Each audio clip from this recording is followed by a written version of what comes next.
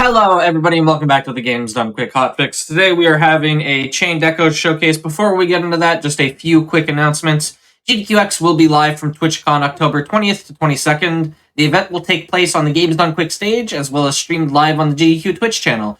You can go to gamesdonequick.com for more information. Post-volunteer submissions are open from now until September 3rd. Also, AGDQ 2024 will be live in person January 14th through 21st in Pittsburgh, PA.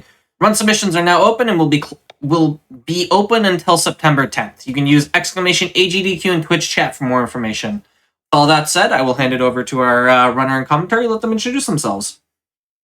Hi, everybody. Yeah, my name is Moonblaze Wolf. I use he, they pronouns, and I am going to be showcasing Chained Echoes Any% Glitchless for you all today. I ran the glitched no credits warp category of this game at SGDQ earlier this summer, so you may have seen this game then. This game came out at the very end of 2022. It's kind of an indie RPG that draws on a lot of elements of retro RPGs, so SNES and PS1 RPGs. Games like Chrono Trigger, Final Fantasy VI, Final Fantasy XII, and Xenogears. So you'll see a lot more of that today in the glitchless category. And I also have a commentator who also runs this game and is also my partner. So this is kind of fun that we're getting to show this game off together.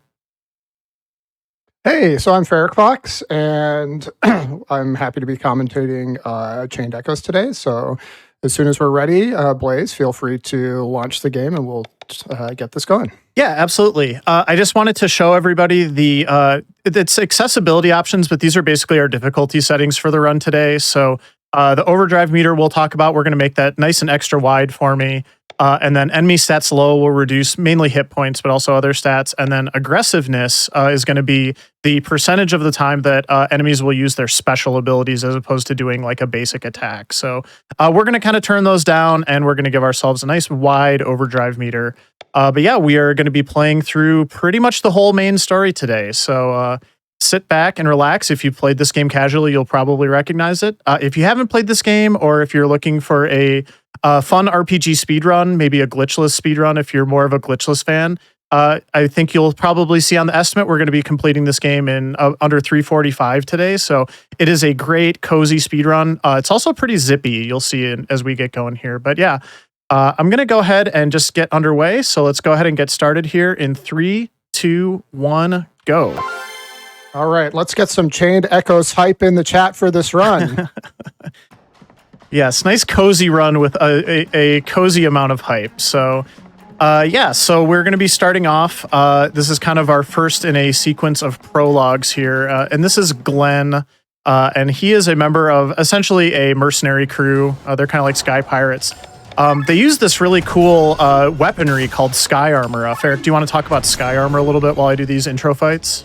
Absolutely. So there's basically two separate modes to combat in this game. There's a character mode where you're using your typical JRPG characters to attack with swords, spells, and things like that. But in this awesome game, you also get to use what's called sky armor, which is basically like mechs that you start out with very early as a teaser, and then you really don't get access to them until much later in the game. But then you get to do much cooler mech attacks, much higher damage, higher armor, and different sorts of things. So that will be developing later on in the game.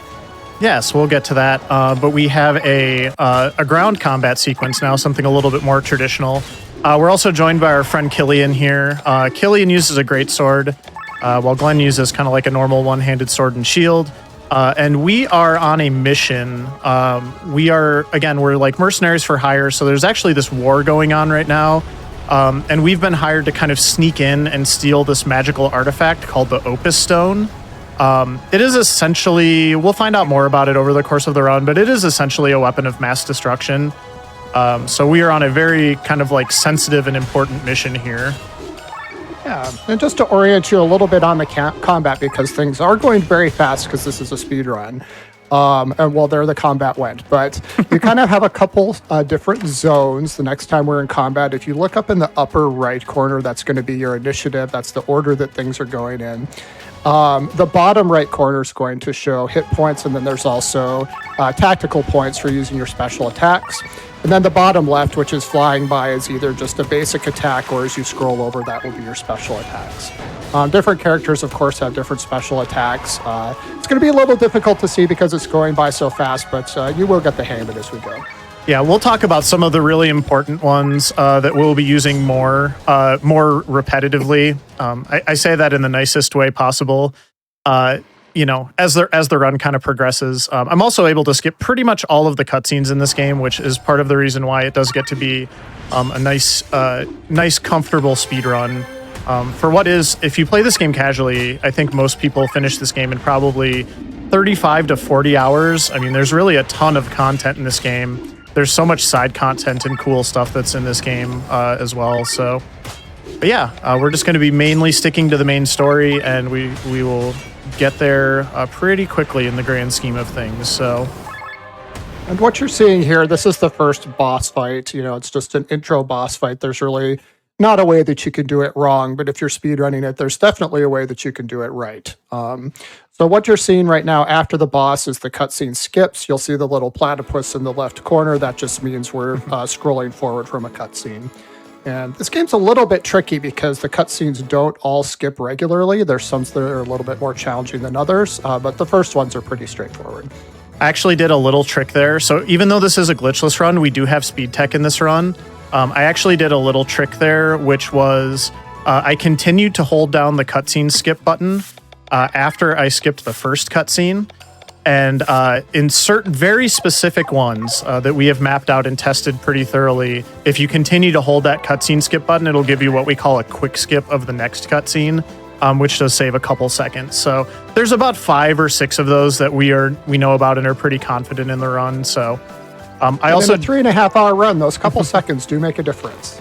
Well, as the game gets more and more optimized, these little things do matter for sure. Exactly. So, but yeah, and I also did my first level up menu there, although again, I did it pretty quickly. Ferric, do you want to kind of talk about the Grimoire shard system while I'm running to this first dungeon? Yeah, I mean, the Grimoire shards are basically the way that you're going to level up your character. So the characters themselves don't level, but you're going to go to a level up menu. And there's basically 3 tiers that you'll level up from. There's a tier that has abilities that are going to be granted to your character. There's a tier that has passives that are going to be granted to your character. And then another one that is just status. So as you work your way through the game, you're going to be gathering Grimoire shards, which are these points that you can then spend to level up your characters and essentially customize them. They're sort of, kind of pre-stock fantasy tropes. Like right now we kind of have a ranger and maybe, I don't know, a Valkyrie type class, but as you'll discover, we've sort of got like a wizard and a bard and things, but you can choose their abilities to customize them. Yep. There's also, each character also has what is called an ultra move. Some of them are defensive, some of them are offensive, and then there's some support ones. Len is going to use our first ultra move of the run here because it does speed up this particular fight. There's an ultra move meter in the bottom right corner.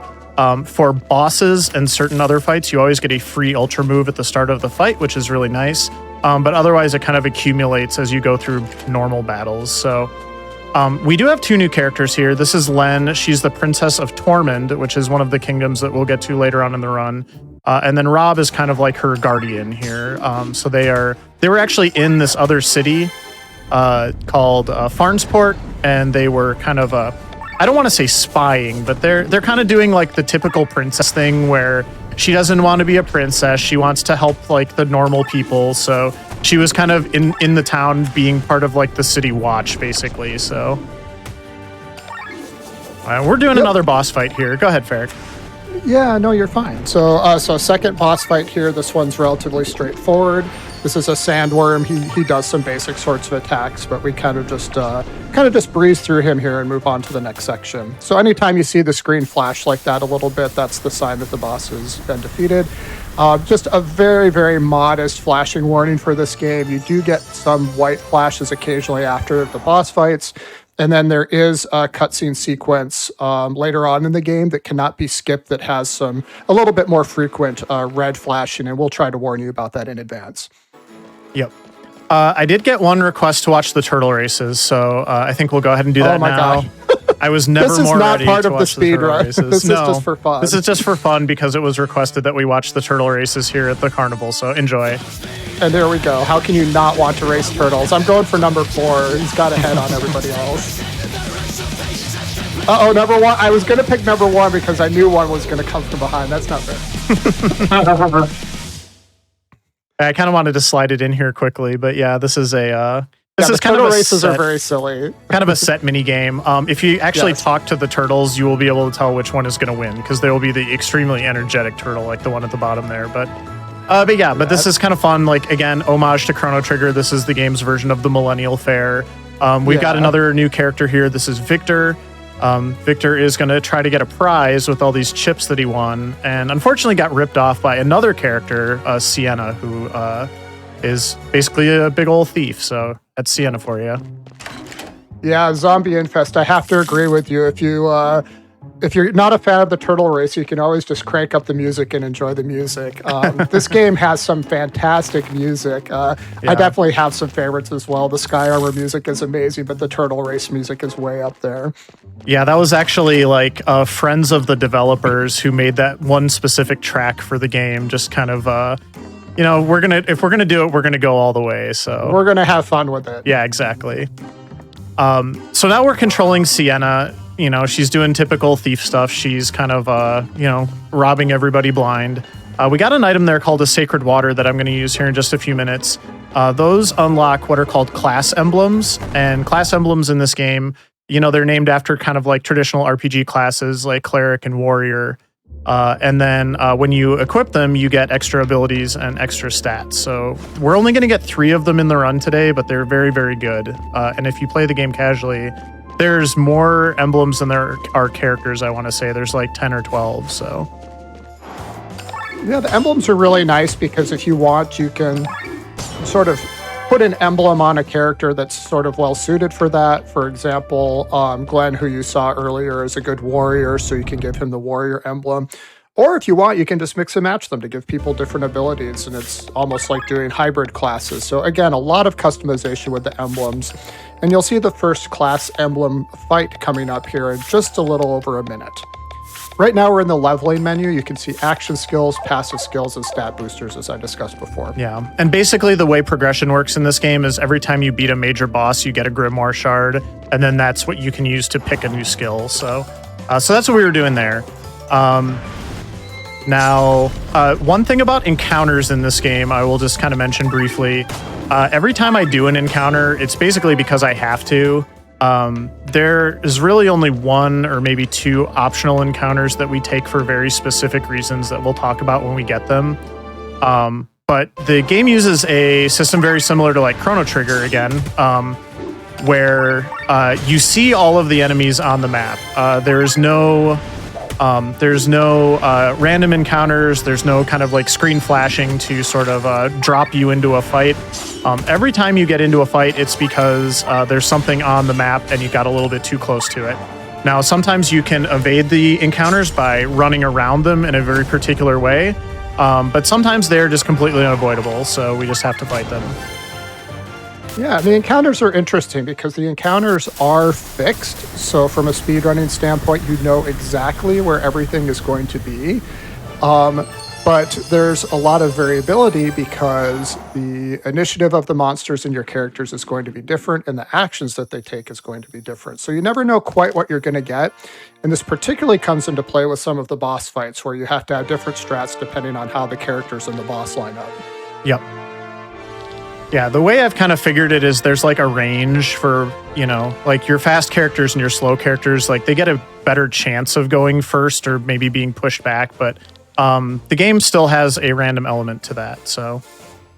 Yep, there's absolutely an initiative stat in this game that's affected by a stat called agility. So characters with higher agility are going to have a higher initiative on the whole, but it is a range, so sometimes they're not going to always end up where you expect them. Yep. So here we have Sienna again, kind of hiding out. She's going to go grab some stuff and head to the next area. I'm definitely seeing some Sienna love in the chat. She really is a great character. Yeah, we really like Sienna too. Ferric and I have actually been working on optimizing the route for this game within the last couple weeks, actually. And what we are finding, generally speaking, is more Sienna is a good thing. So we'll talk about that a little bit more later. Early on in the game, there's not a lot you can do other than try to have the fights go as efficiently as possible. But as we get further into the run and things open up a little bit more, there is a lot more opportunity for, maybe different strategies and things like that. So.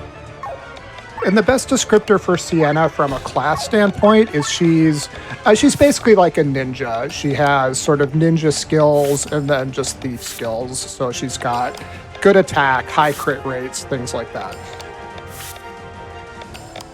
Yep, exactly. So we're learning some more skills here because we've been taking out some bosses as we've gone through this prologue section.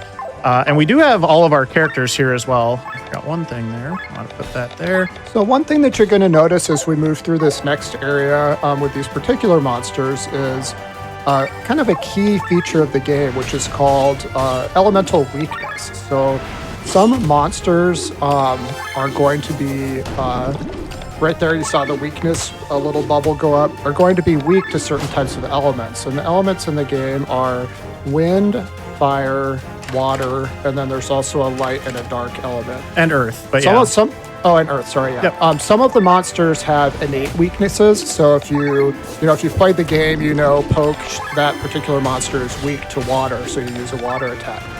But what you can do and what gets very important as you move into the game in terms of combat is you have characters that can apply status effects to the monsters, and then those status effects will make them weak to attacks by either that character or other characters.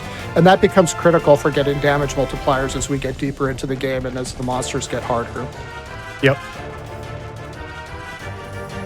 One other thing, just kind of generally speaking about the fighting and the combat system in general, is almost every encounter that I'm doing, for a variety of reasons, I am improvising in one way or another. Because I'm never going to consistently 100% get the same turn order. The damage rolls might be different. I might get crits. So like the formations are always going to be the same. But there's a lot of different stuff that I'm doing kind of as I'm sort of analyzing the fight and the turn order and things like that, that are going to... I'm trying to sort of plan my next action before it gets around to me, so I sort of know what I need to do next, because the combat menuing can be a little bit slow and tedious. So the faster you can kind of move between actions, the better. And the actions I'm going to use the most, I typically want to put in the upper left of the menu, because those are the ones that are the easiest to get to from a specials point of view. So as I'm setting up kind of like my ability board, you'll see that from time to time as well. So anyway, here's another boss.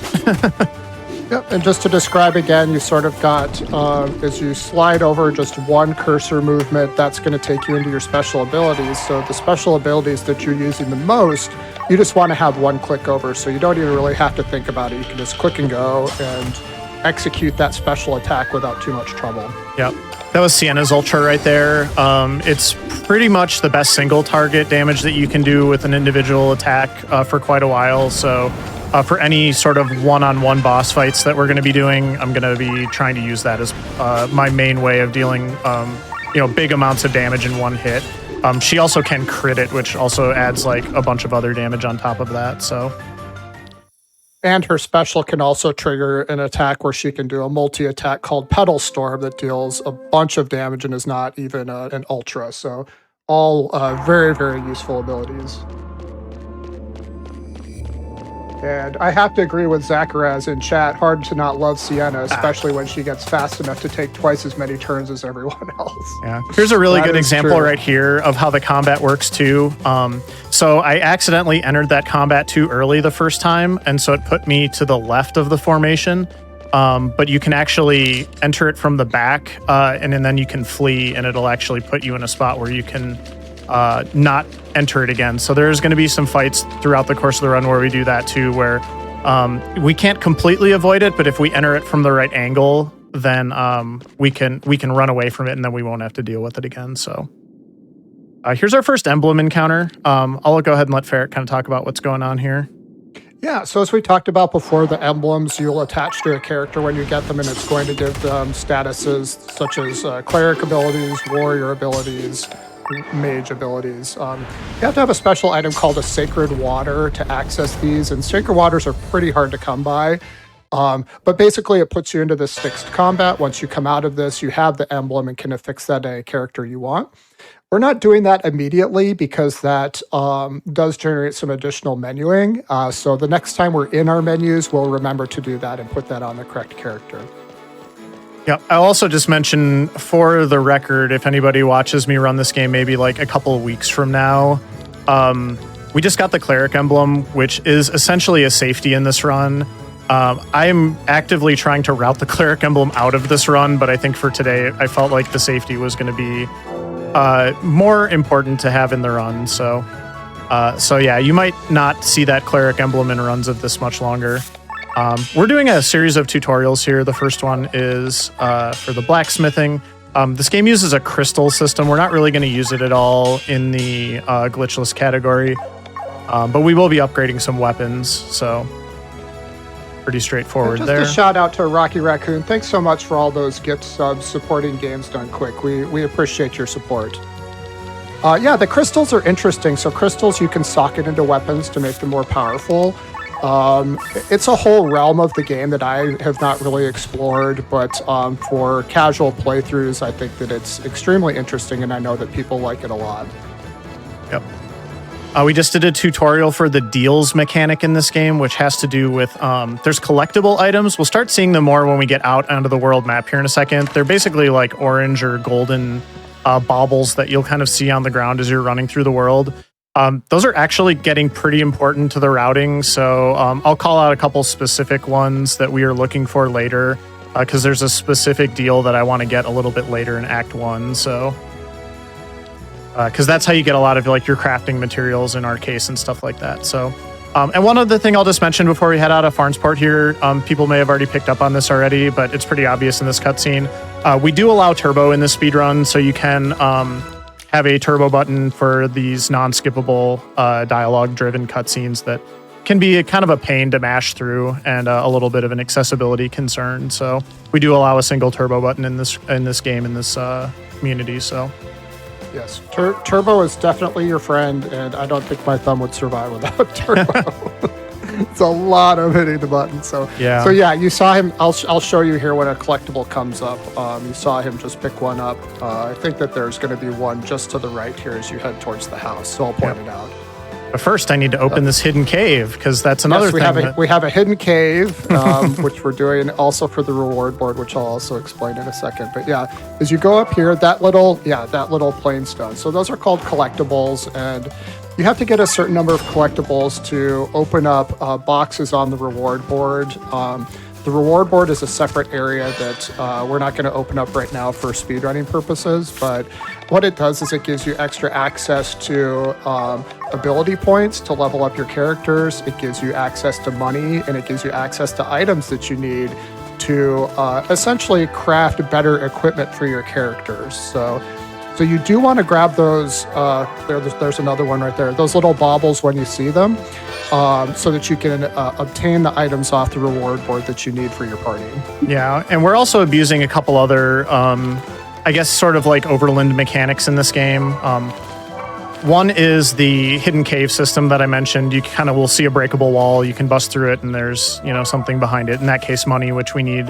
And then there's also buried treasure, which I already know where they are already, but if you're playing the game casually, there's little markings on the ground, and those will sort of point the way. There's usually 3 of them in each zone where there's a hidden treasure, and you basically use the markings to kind of triangulate where you think it is, and then if you search in the right spot, you'll find the item. So exactly. So each marking, I believe, has 3 arrows. So there's 1 arrow that's accurate and 2 arrows that are not accurate. Correct. So you have to find all of the different markings to make sure that you know the exact spot. Or you could just do the speed run and you know where the stuff is buried. It's always in the same spot. It is always in the same spot, yeah. Yeah, that's the easy way to do it. Somebody already found it for us. Yeah, there's a lot going on right now. I'm trying to call out some of the highlights, but I do just want to sort of mention, like, everything I'm doing is for a reason right now. I'm not going to be able to mention everything, but I'm grabbing a ton of buried treasure. I'm grabbing a bunch of chests. I'm opening some hidden caves. I'm trying to grab basically every collectible that I can find. And this is all for a reason. None of this is sort of superfluous in any way. Yeah, we have this all mapped out. So yeah, everything that Blaze is doing is, like he said, for a reason. And this is all sort of on a specific path to get him the items and things that he needs to get through the game as fast as possible. Yep. It's also just, I'll just kind of mention too, so people can start watching, but the movement in this game is honestly very intense. The maps are really cool. They're really dynamic. They're pretty hard to navigate, and your character actually runs really fast relative to the size of what you can see. So you have to honestly, like, I know this is going to sound a little weird for an RPG speedrun, but you really have to like practice your movement in this game quite a bit if you want to speedrun it. Yeah, I absolutely agree with that. The way that I would describe it, having played a lot of JRPGs, this is probably the fastest movement that I've played, and for my routing and movement, I almost treat it like a racing game. Like I'm looking ahead to make sure I don't bonk. And the thing is, if you do bonk or if you slide against walls, it will slow you down. So it's really important to have very accurate movement in this game. Oh, I didn't check for sparkle pigs, but that's okay. I got I got a sparkle bat earlier, so I already got 2 thin hides.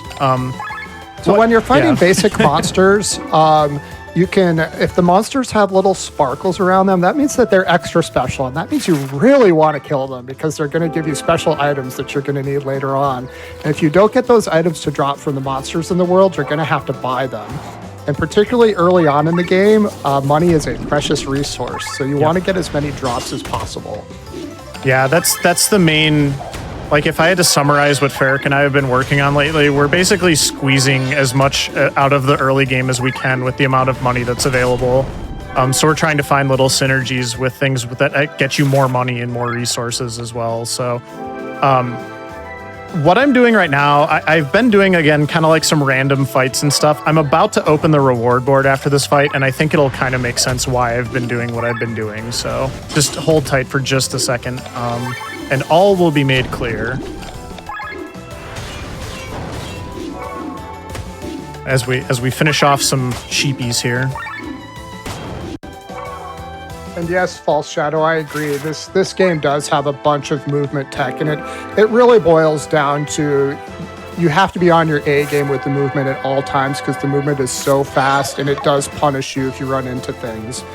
Particularly later on in the game when you get the sky armors. The sky armors are very boxy and clunky, and they really like to run into stuff and stick, and that just costs you time. And it's really fun when you can execute that movement correctly. Yeah, they love to catch on the corners of things. It's so annoying. They love to catch on things.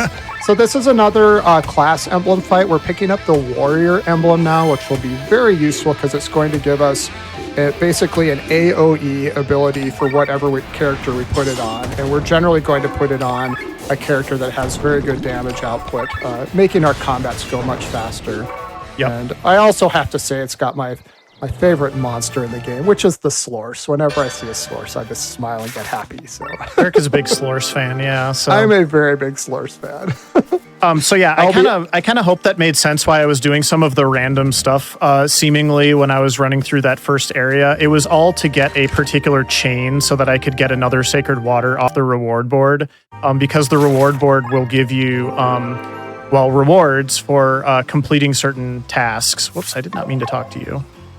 Was it a chain of echoes? It was a chain of seemingly random things that were not in fact random. So, but now that we've got the warrior emblem, which is extremely important, I'm also going to get another grimoire shard here, which is basically a free level up. We're going to go ahead and do the next set of menus here, which is to equip our emblems that we got, as well as an item called the life thread that I got in a earlier sequence, which is going to raise my crit rate for the character that has that equipped. And we're basically going to be pairing that with the warrior emblem for quite a while. And now I'm going to learn 2 levels on the life all my thread characters. Is what's called an accessory. Every character gets 1 accessory. So you'll see that we are moving the accessories around in this game depending on which characters we have in our party. As we make our way through different areas, we're going to be limited. We don't just keep the same characters in every area. Sometimes we'll have 2, sometimes we'll have 3, or even just 1. Yep. And I did that in a specific order there. I wanted to learn new abilities before I actually grabbed all the rest of the rewards off the reward board. And the reason for that is the reward board, you get money, but you also get skill points.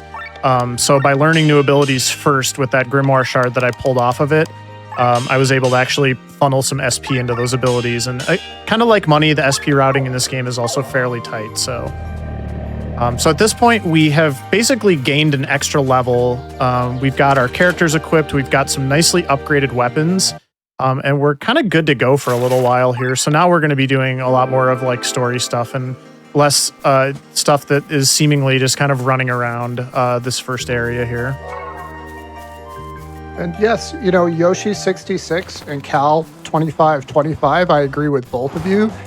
That particular fight later on with the Sky Armors, the boss is called Maria, and she has 2 Valkyries. It's particularly difficult, and it's required a lot of work on the speedrunning end to optimize that. So you will see that later on in this run, because that is a required boss fight for this run.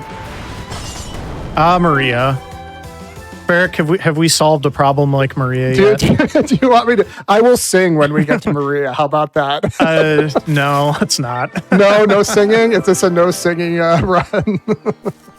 We'll see. If the chat wants me to sing, I'll sing. But if they say no thank you, then I will pass. Maybe just like one bar or something. But yeah, maybe just a bar. I do not have a singing voice, by the way, so it'd be strictly for comic effect. Yeah. It's really important to invest in a lot of these early weapons too, because these are basically the weapons that we are going to be using with most of our characters for the first half of the run, I would say. So it's definitely a worthy time investment. And in terms of the amount of combat that you do, this game is also pretty front-loaded, I would say, as well. So like, for example, if I hadn't done all those upgrades and stuff, I would not have been able to do that fight as quickly as I did, where those 4 enemies, none of them got a turn. But the only reason I was able to sort of, Ferric and I would call that a 1 cycle, was because of the upgrades that we did. So, and that's been a relatively recent optimization. So we've been optimizing a lot of stuff in the past couple weeks, and very satisfied with how some of it is going. Yeah.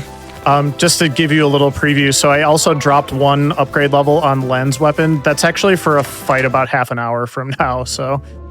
Or technically 2 fights, but yeah. So again, Ferric and I in particular, but not just us, there's other people who have been running and routing and really kind of working on optimizing the game. But yeah, specifically Ferric and I have been working quite a bit on some of these, especially the early game, because as I think we'll get to, the late game is a lot more straightforward, I would say.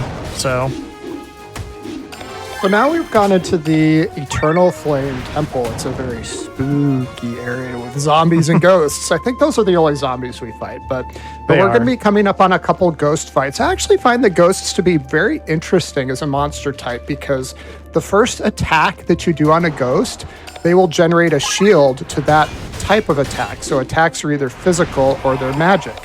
So now that monster is resistant to physical attacks and can only be damaged by magic attacks. So you have to hit the monsters in a particular sequence to ensure that you're actually able to damage them. So currently in Blaze's party right now, we have Glenn physical, Lenny magic, Killian physical, and Sienna physical. The trick to this is, though, Sienna's not actually attacking anything. The ghosts have an item that we want for an upgrade, and that item is called a thick hide.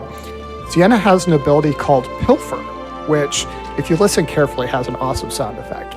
So Sienna can actually pilfer our thick hides so that we can do upgrades later and not have to worry about them. Yeah, that was an improvisation, because sometimes the zombies will drop a thick hide and then you don't have to do that.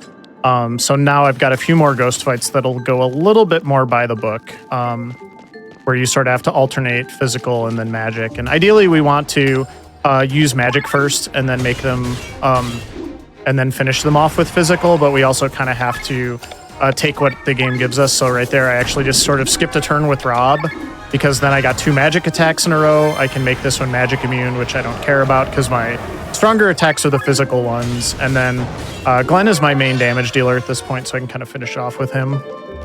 Yeah, with Glenn's special ability against the ghosts, sometimes you can just kill them outright. So for your physical attack, you generally want that to be Glenn, and then you'll time that with Lenny's magic attack if you need to. Yep. So on a scale of 1 to 10 of spookiness, chat, how spooky do you think this temple is with purple torches and cobwebs? I'm not sure I'd want to play this game at 1 o'clock in the morning with the lights down. I don't know, Ferric. I think maybe you just need to play more horror games. At 1 a.m. with the lights off. I would give the Eternal Flame Temple on a scale of 1 to 10 spooky about maybe a 1.5. Look, it's trying, okay? It's trying. I will say we're coming up on a boss fight here, which I should have just done this before, but that's okay. This is some pretty A-plus pixel art, in my opinion, this upcoming boss fight. So there's some really, really cool pixel art and very neat bosses in this game. This is called the Dream Eater. And I would say this is kind of like the first challenging boss in this game in a lot of ways, because the amount of hit points in particular that this boss has is a pretty big step up from what we've been dealing with so far. So we do have to kind of, again, lots of improvisation. I'm trying to optimize, get the most out of every turn right now because it goes through phases as well. There's just a lot going on here, but I'm going to let Ferric kind of talk about what I'm doing and so I can focus. Yeah, absolutely. So again, when Blaze is talking about improvisation, a lot of that has to do with the turn order of your characters, because if certain characters are falling before or behind other characters, you want to use different abilities. Right there, what we saw is we saw Sienna do her Ultra ability for sort of the maximum damage against a single opponent, but you want to have multiple buffs stacked on your characters before that and a debuff on the boss before that. So if everything doesn't line up, you do sort of have to improvise. And then this particular boss, there's a couple like these, have built-in interruptions. So as soon as they reach certain hit point levels, he's going to snap his fingers. There's no way to get around that. It's just going to change the scenario in the back. But you basically know what phase he's in. So right now he's in his last phase. You have to just stack some damage and he will be done right there. Yep. Good fight, Blaze. Thank you. One of the things with that fight that you need to make sure that you don't do is you don't want to do any AoE abilities. So I actually had Sienna in there and Killian as well, who do have AoE abilities, but I wasn't using them because you don't want to damage those little adds that he brings into the fight, because then he'll resummon them and it just wastes some time. So yeah, it just takes time. That's not a fight. A lot of these early fights are not particularly dangerous. You're not really at risk of dying unless like you're really not paying attention. Maybe you're watching a show or something, but if you're paying attention, you're not at risk of dying. It's just if you can optimize and do it as fast as possible. Yeah. All right, so we are now through to the Cortara mountain range, and this is the area where I actually really have to start watching my collectibles. There's two particular collectibles that I'm looking for. I'm looking for a mantis and I'm looking for a 5-leaf clover. If I don't get those, I'm going to have to for our new route. So I'll kind of be in the clear once I get them. There's the mantis. Okay, good. There's a mantis. Yep. And actually, that's the party I want for this fight. And we're right into another boss fight already because we were able to dodge all of the encounters in that area. So this boss is called Ro. Again, not particularly difficult, but he's going to do an ability called Counter Stance. And some of the bosses and monsters in this game have counter abilities. And what happens is when you attack a monster that has a counter ability, guess what he does? He counters it, and he's going to do a special attack against you. And Rose is particularly nasty because, number one, it knocks all of your characters down to 1 hit point. And number two, it's really slow. So for a speedrun, you definitely do not want him doing it. So what you do is you just set all of your characters to defend until the counter stance wears off, and then you start dealing the damage again. Yep. Unfortunately, like some of his buffs will wear or debuffs will wear off in the meantime, so I'll have to reapply those. I've been kind of hoping Sienna would proc her Petal Storm, and then she just actually died. So that's a little awkward. I'm probably going to go ahead and just let it ride for now, but that was not ideal, I would say. I also just went into Overheat for the first time, and honestly, we should probably talk about Overheat because we should have done that earlier, Ferric. Can you kind of explain the overdrive meter? Yeah, absolutely. So at the beginning of the game, this didn't really exist, but it's up there now. Upper left, you're going to see Overheat. and that's what's called the overdrive meter. There's going to be 3 zones on that. There's a yellow zone, a green zone, and a red zone. And they all have sort of different status effects that they apply to your party. What you really want to do is you want to be in the green zone because you're going to be dealing the most damage, and I think the damage that you're taking is based off of normal damage. If you overheat by using abilities, every ability generates, heat. If you overheat and get into the red zone, then I believe you take like 50% more damage or something like that. It's a crazy number. It goes up really, really fast. And then the yellow zone is kind of a mix between those two. You want to just kind of push out of the yellow zone as soon as possible when you're starting the fight. Yeah, the yellow zone's kind of boring. You don't want to be in there. Green's where it's at. And then if you ever wipe in this speed run, especially because we're playing on kind of the easier settings, it's probably because you lost track of your overdrive meter. I believe Clover, by the way. I know, I got both now, so that's really exciting. Good. I don't have to stress that for like the next 20 minutes. So. Yeah, but for the early fights and for fights that go fast, overheat is generally not an issue. And even if you're in the red, you can usually just push through and deal enough damage to the boss that it's not going to be a problem. But some of the later fights that go on for a little longer, if you end up in the overheat, they do some pretty wicked attacks that can wipe you, and then you're going to have to reset. Yep. And just to kind of get everybody up to speed on what's going on in the story here. So we're kind of doing like the classic, the party's split up and we're going to do different little side missions here. So we've got 3 little side missions that we're going to do. Len and Glenn are kind of working their way through the forest, and we're just going to eventually rendezvous at the next sort of major story point. So for now, we're just kind of going through, doing some cool side stuff and then a boss fight to sort of get through this section. And I'm going to open up a chest here for some oil lamps. That is actually for the final boss fight in the run. We'll talk about that in a few hours. But basically, I'll give you a little preview now because I think it's pretty exciting. If everything goes well, I'm actually going to one-shot the final boss of this game in a glitchless speedrun. So to me, that's pretty cool.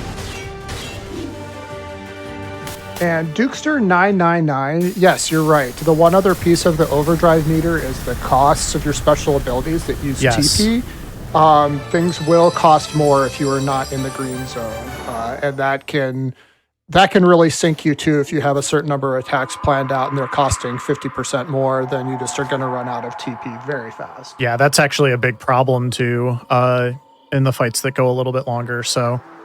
Anyway, that one is a pretty quick mission. This is the longer one now. This is Victor, Rob, and Killian, the boys, and we're going to be going through these mines here. Everybody loves mines in an RPG, so I'm going to be getting some... Kind of like... Oh, go ahead. Yep.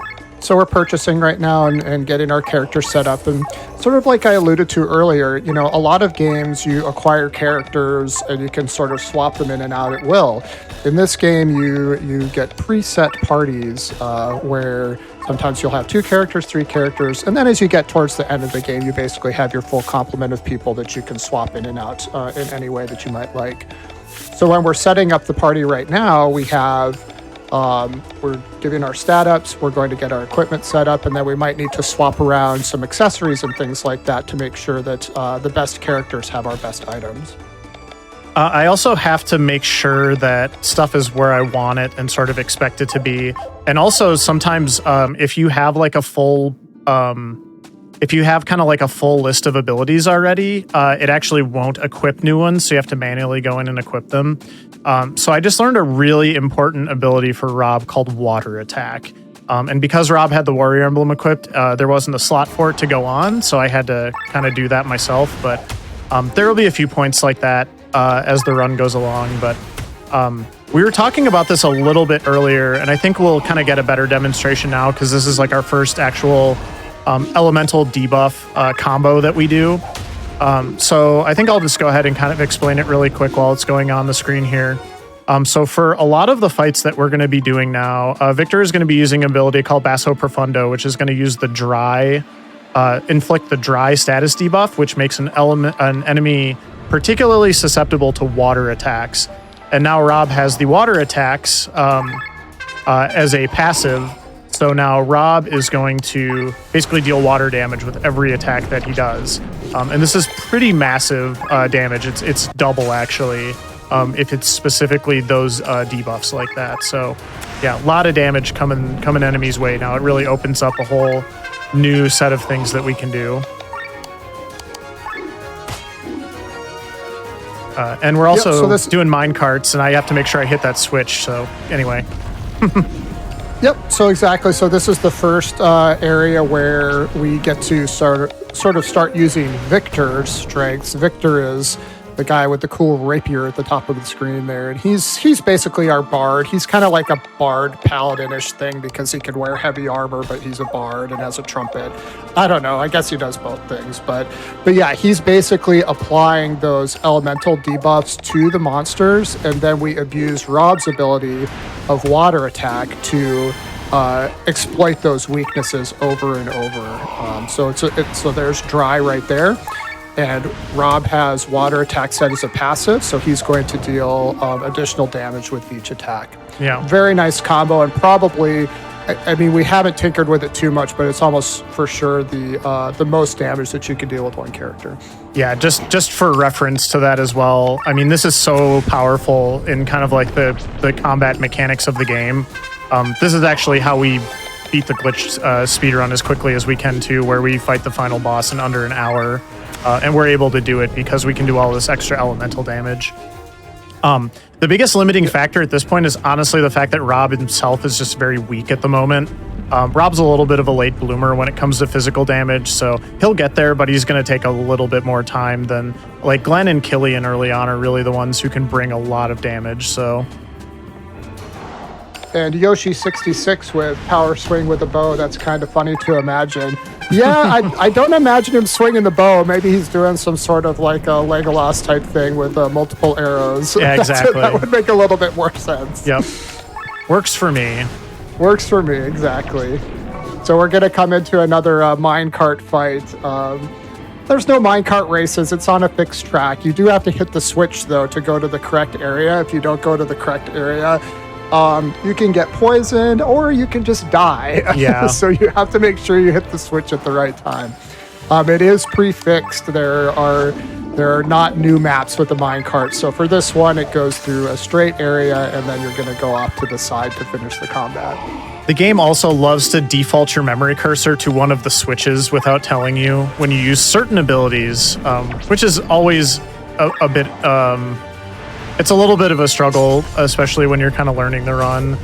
You know, that's putting it lightly. It definitely short circuits my brain. Like I spend way too much time figuring out if I'm targeting the switch or the monster. Yeah. He's almost dead here, but I'm going to be very safe and just make sure that I don't, because I would have died there if I didn't go west. So this should do it. So that was the correct choice there for sure. And he's dead now. Yeah. I don't think you could have put enough damage on him to not crash your minecart and suffer a horrible death. Don't want to risk it. Don't want to risk it. Yeah. So our time in the mines is coming to an end here soon, but got to see the cool minecart with a nice boss there. Yeah. The minecart sequence, I think when I played this game for the first time, I was like, oh man, they did it. They put a minecart sequence in this game. I love them. All right. And something else that is going to be very useful for Rob now, I just learned the charging ability. Charging gives him another big damage modifier basically that does stack with everything else. So as charging gets better, Rob's numbers are just going to get more and more ridiculous. So, and charging is an active ability. So for charging, you actually have to charge yourself, and that will cost you a turn.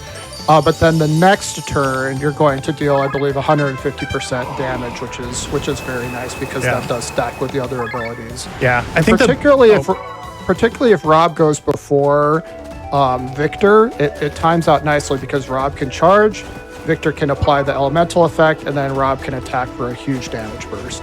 Yeah.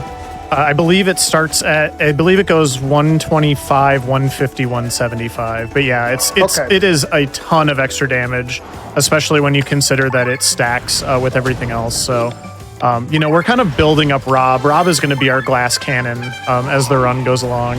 And I don't mean glass cannon's probably not the right way to put it because he's he's perfectly durable, but basically everything my other characters is going to do is going to make it so that Rob can one-shot enemies, so...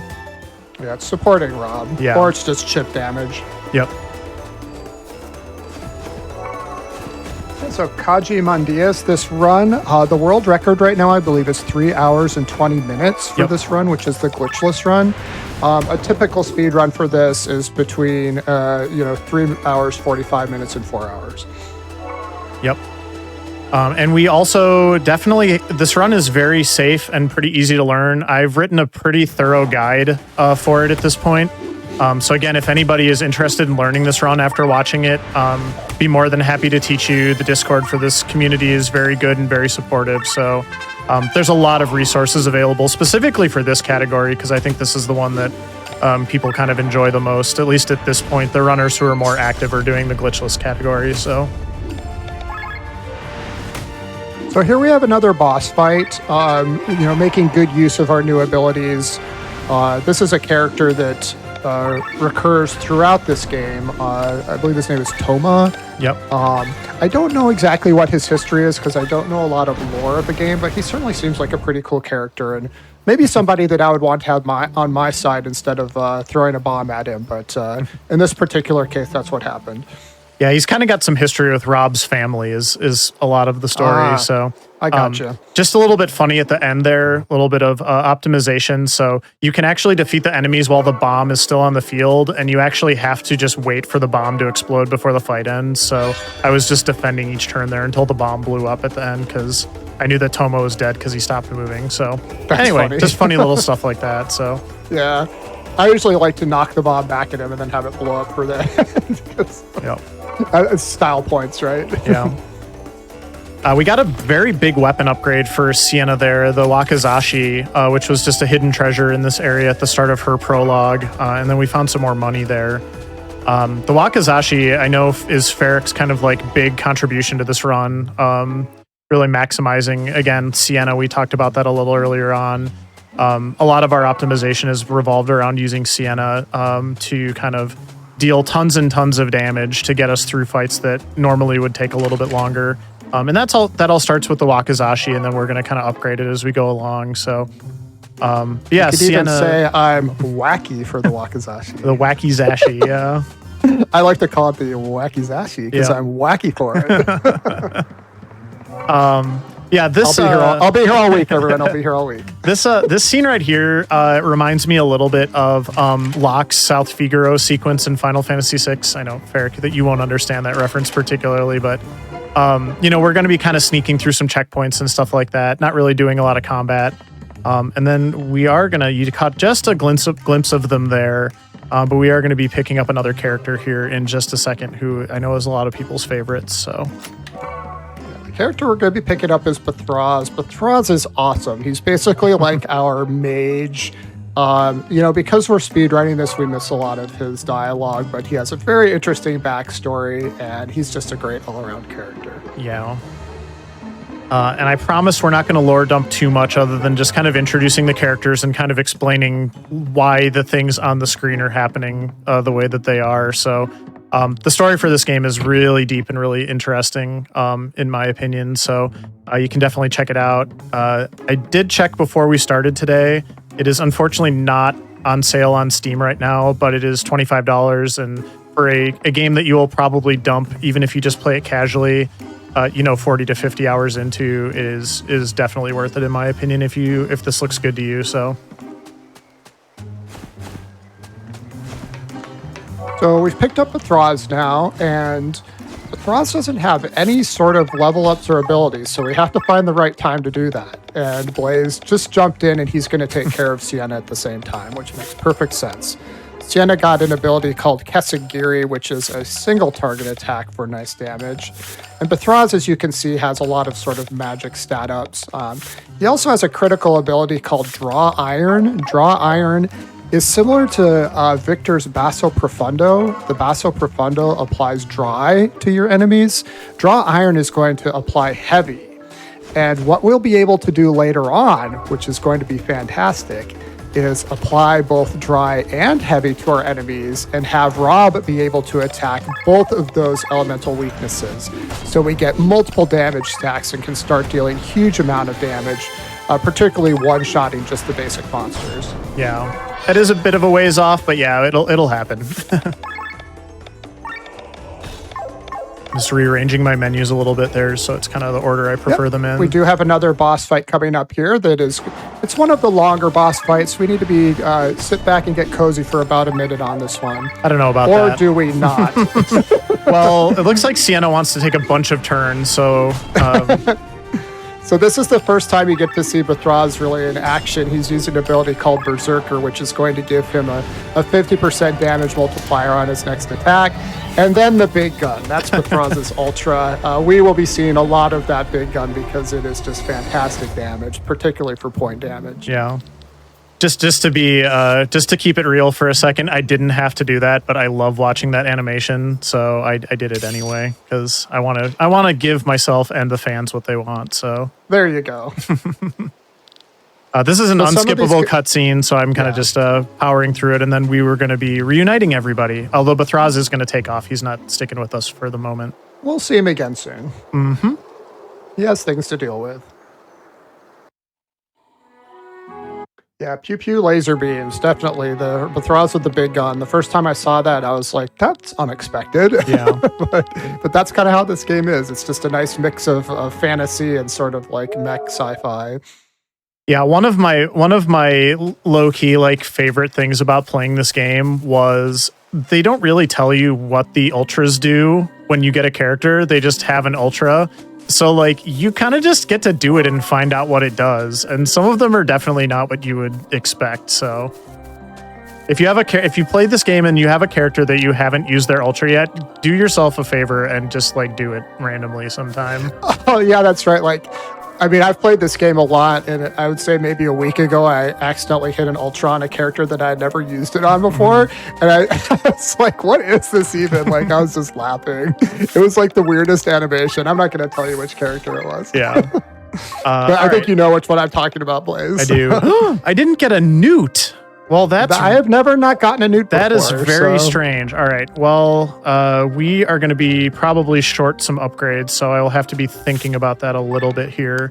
I think not getting a newt is definitely new to me. Well, I'm not going to worry about it at the moment. And, oh my gosh, they just keep coming.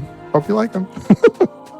I was mentioning I was mentioning the two things that I wanted to make sure I got because I know that there's like a tiering system in the game. It's a little bit under the hood, but I knew that those are kind of like the ones that are harder to get. And I've never had an instance where I haven't gotten one of the common ones before. So dare I say that has never happened before.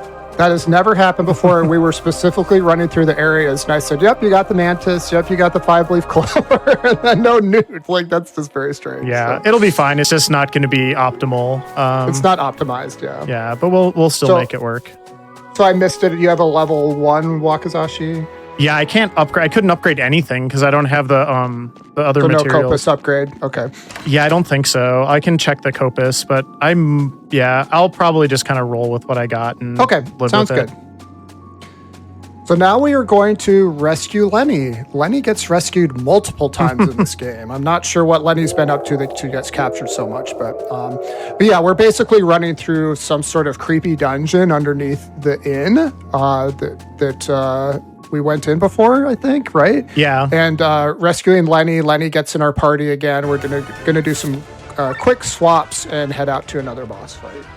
Yeah, he basically got us drunk and stole one of our party members, which is honestly pretty not cool. Don't do that if you're, All right, gotta focus on my menuing here. Yeah, you're doing great. So the monsters that we have coming up, they are... And yes, I will freely admit, last week I was fighting against the puddings and I was like, man, these make me hungry for pudding. And I went to the store and I got pudding. So oh my gosh. It's just one of those things. I didn't think that was where that was going to go. I thought you were saying like you were going to try to figure out how to optimize these pudding fights, which you also did while you were enjoying your pudding. Well, I did optimize the pudding fights, but I also got pudding and I was eating pudding while I did it. That's like next level, right? Yeah, absolutely. So in this particular fight, you've got all 4 characters that can do AoE attacks, and the puddings are actually weak to wind, which Lenny's AoE does a wind attack on them. So with upgraded weapons, you can generally one-cycle these before they can even attack, which is a fantastic time save. Yep, so we're going to have to sit through some extra animations because I randomly did not get those weapon upgrades, which, you know, I think happens, not having the weapon upgrades is going to slow us down just a hair here. But again, we're not really at any risk here. It's mostly just a time thing. Yep. And if I get some lucky crits, you know, maybe I'll take out a couple as well, so. Very nicely done. So we're going to sort of reset our party and then head out to another boss fight. Yep.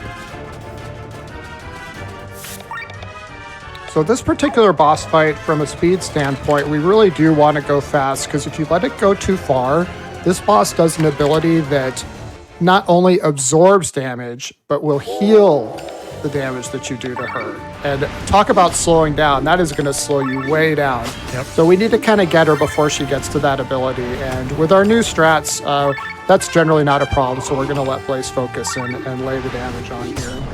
Yep. I'm going to focus a little more on making sure Rob can do a ton of damage, because I just don't think Sienna's going to pull her weight like she normally does.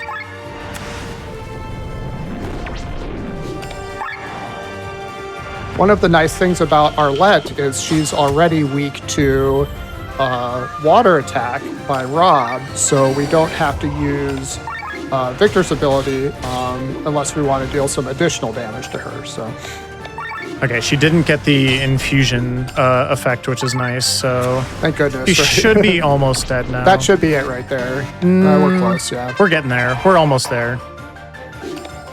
Oh. Okay, yeah, I had 85 more hit points to deal. There we go. I think you had Pedal Storm up. I'm not positive because I glanced over, but I didn't have any. I didn't have any TP. Oh, I got you. Okay, so Sienna with the basic attack for the kill. Got it. You know, sometimes it's good enough. So it worked. Yep. Yep. All right, but yeah, so we're cruising through Act 1. Yep. We're just skipping, when you see the black screen here, again, we're just skipping cutscenes. There's no cutscene remover for this game yet. Maybe if somebody could do that. But yeah, you just hold down the button and it does it for you. I would personally like to request an auto... Actually, hold on, I just had an idea. Let me check something really quick before we leave here. The Kides... I think the thick hides might be enough to at least do the Copus. I need a jute. You can check. Yeah. Nope, I need the long feathers. You need long feather. I might be able to have to do without it. Yeah. Well, I might be able to get those from an enemy, but yeah.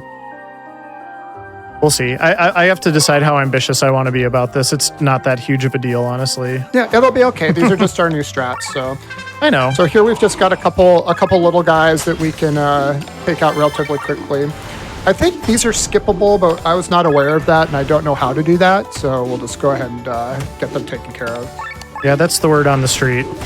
The word on the street is that they're skippable. Maybe can you go up that dock? I don't know. So, but yeah, you can just kill them. Yeah.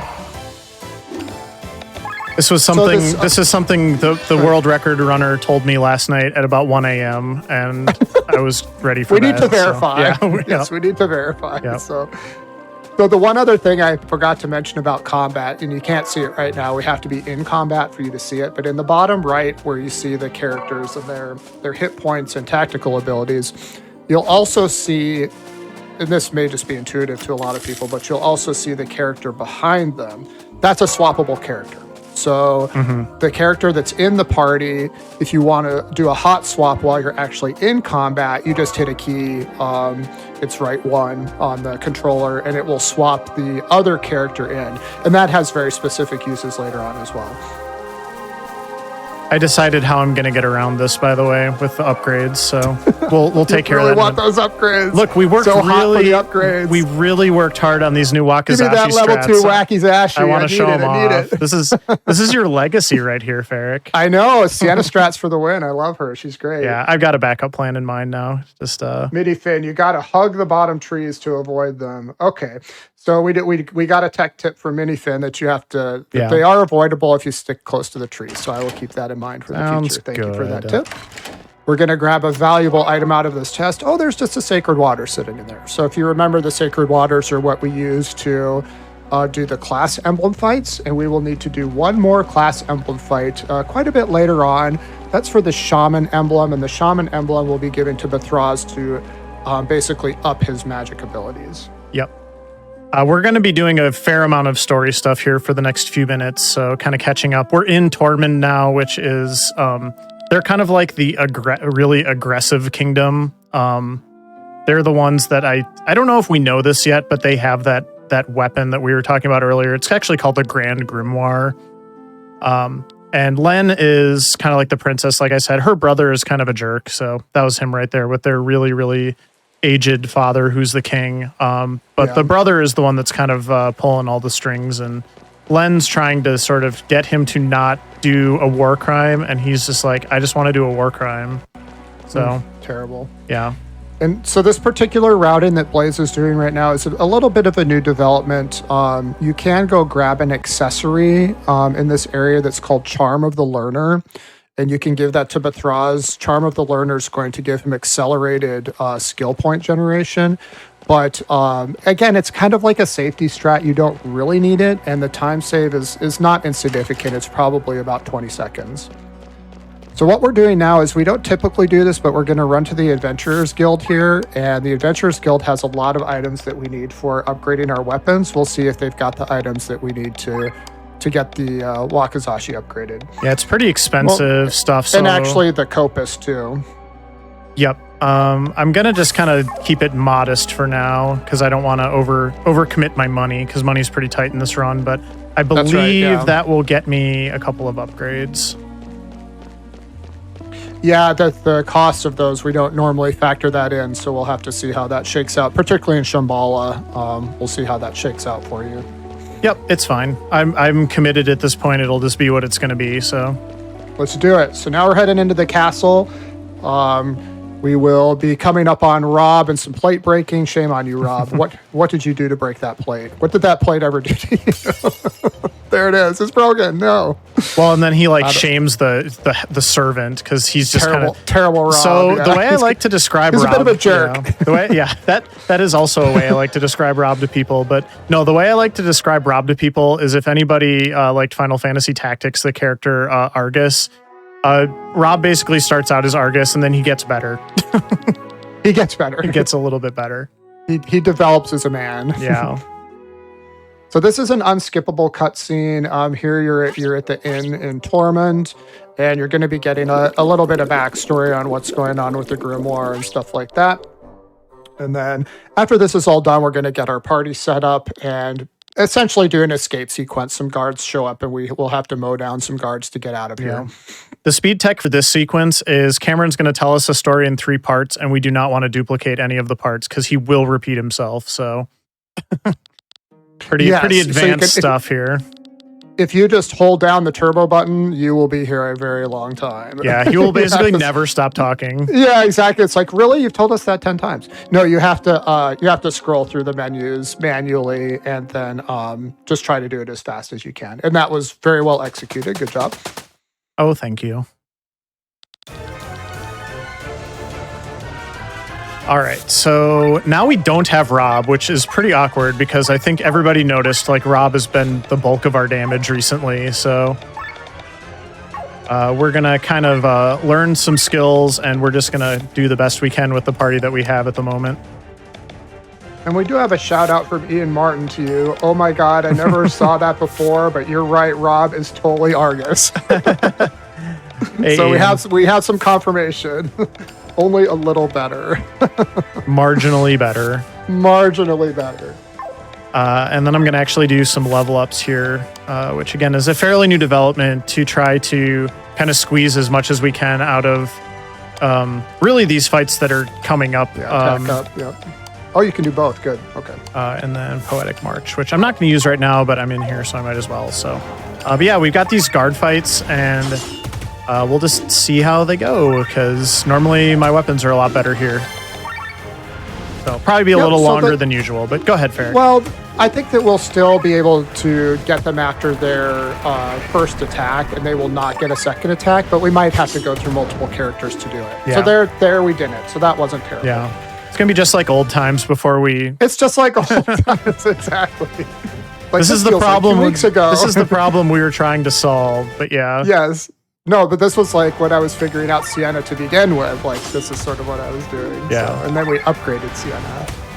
But yeah, this is wash, rinse, and repeat. There's, I think, 1, 2, 3, 4 of these, or are there 5? There's 4 fights like this, so... Yeah, 4 fights. So this is the second one of 4. They're all the same. You just kind of mow them down as you're making your way through the castle.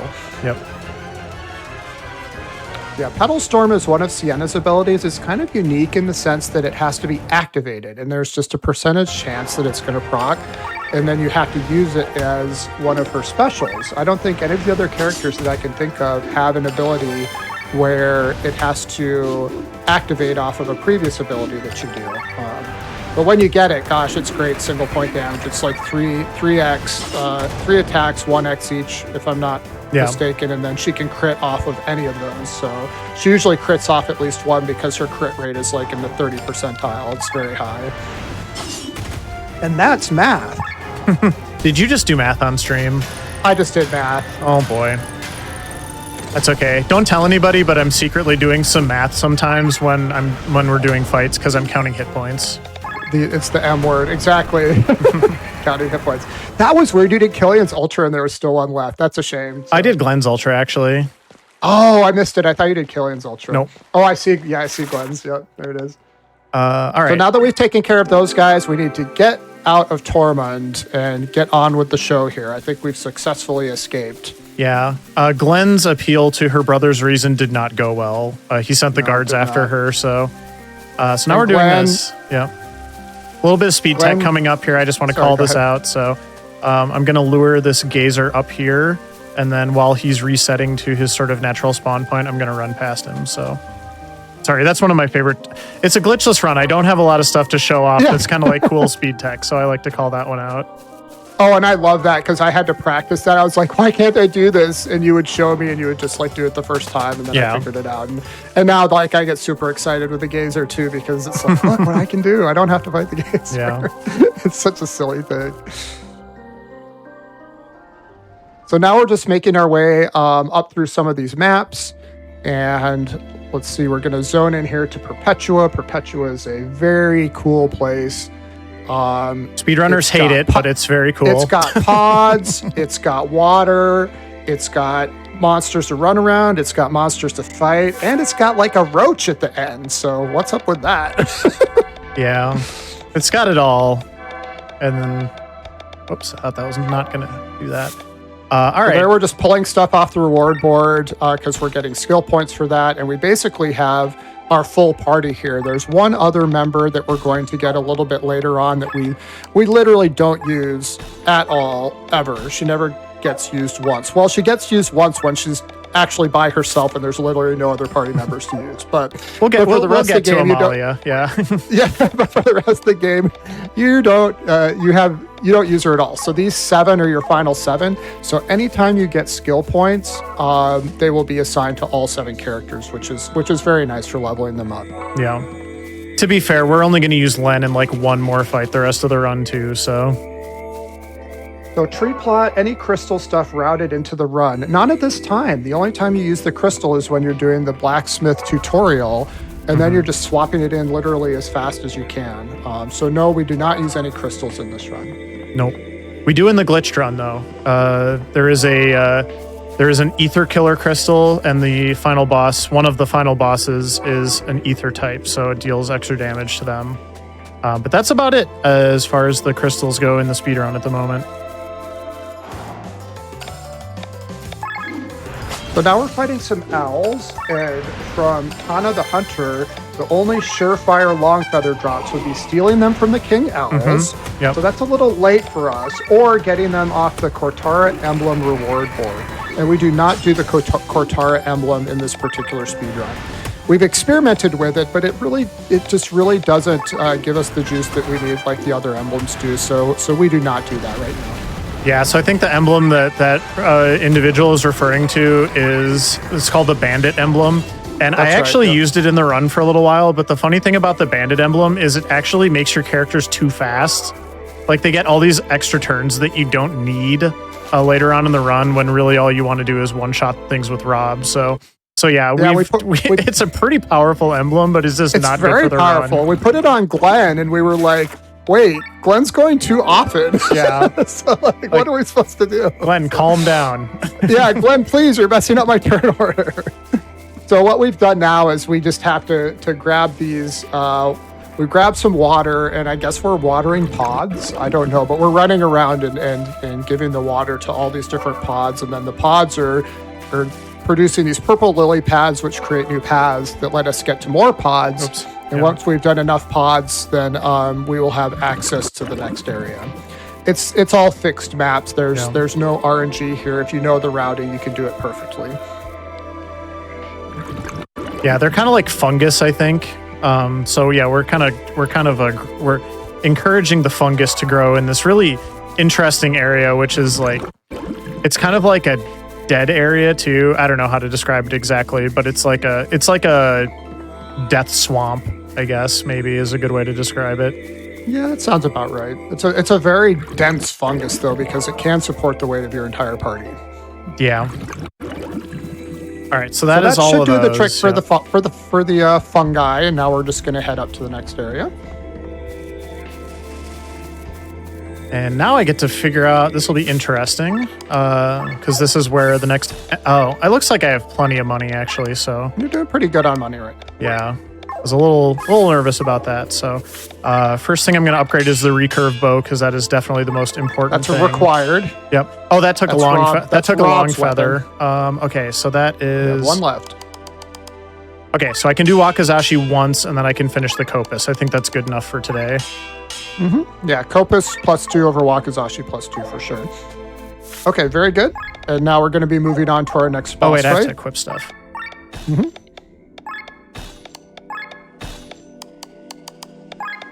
There is an option under equip to do optimize your party, but sometimes it puts strange things on your characters, so it's generally much safer just to optimize your characters individually. Yeah, unless you know for sure what it's going to do. Yep, we have in our notes where it's safe to do that. But otherwise, yeah, better to just do it manually. So here's this weird beetle roach thing with, I guess, an angel on it. I'm not sure. Typical boss, right? So these are actually two. Mm-hmm. Yeah, these are actually two different targets. So we have to kill both of them. Yep. They are weak to light, which is why we left Bathraz in here, because he has some pretty good light-based abilities at the moment.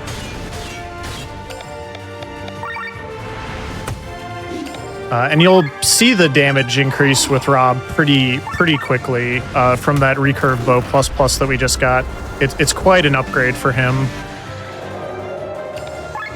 So now she did a strange ability that made us dizzy. If you look up at the overheat meter in the upper left, instead of having the normal bars, now we have these staggered bars, and we're kind of just stuck in overheat. There's really no way to get out of it. So ideally, we want to just load damage on these monsters as fast as possible, and then we'll get out of this fight without too much difficulty. So good fight. Thank you. Some bird flew by right at the end. I don't know if you saw that or not. That was a little strange. That bird just really wanted to be in this. That bird was shot. like, "Congratulations!"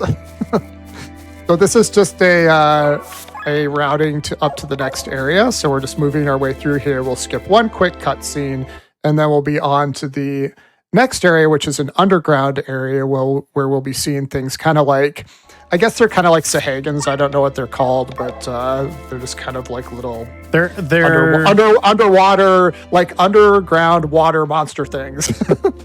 They're actually gins, but they're like alcohol based. I don't know how to describe it. So yeah, they come out of bottles. Yeah, they come out of wine bottles, and then there's like the red and white varieties. There's the wine bottle. Yeah. That's kind of interesting. So yeah, they are actually gins. You're right. So this particular area we'll be moving through using Rob's ability to basically one-shot. So they'll always get one attack, but they generally shouldn't get more than one attack. And there's 3 of these fights that we have to execute. There is a safety in this area if you're not able to upgrade your Rob weapon, which is the recurve bow. If you can't upgrade that because you don't have the items or the money, there's a safety bow that you can grab. We will not need that. We'll be able to just move through this area, the 3 basic monster fights, and then we'll be on to the boss, which we also have some new strats for it that have been working very well, so it will be nice to showcase those. And yeah, we're getting pretty close to the end of Act 1 now, so there's only a couple sequences left, and then the end of the acts in any RPG is kind of like when the big twisty type stuff happens, so this game is no exception. And you get a map. Yes. This area is also very much inspired, I'm sure, by the Serpent Trench in Final Fantasy VI. Like just the color palette and some of the other stuff is very like dead on for that. So really cool. Like, I mean, those are the games I played growing up. So whenever I see a reference to like Chrono Trigger or Final Fantasy VI or something, like I'm Leonardo DiCaprio pointing at the screen like, look there. It's like, I know what that is. I understood that reference. So a lot of callbacks. Yeah. That's what makes this game a lot of fun to run too. Rocky Raccoon. Yeah, pretty much all the bosses look great, but that one is really cool.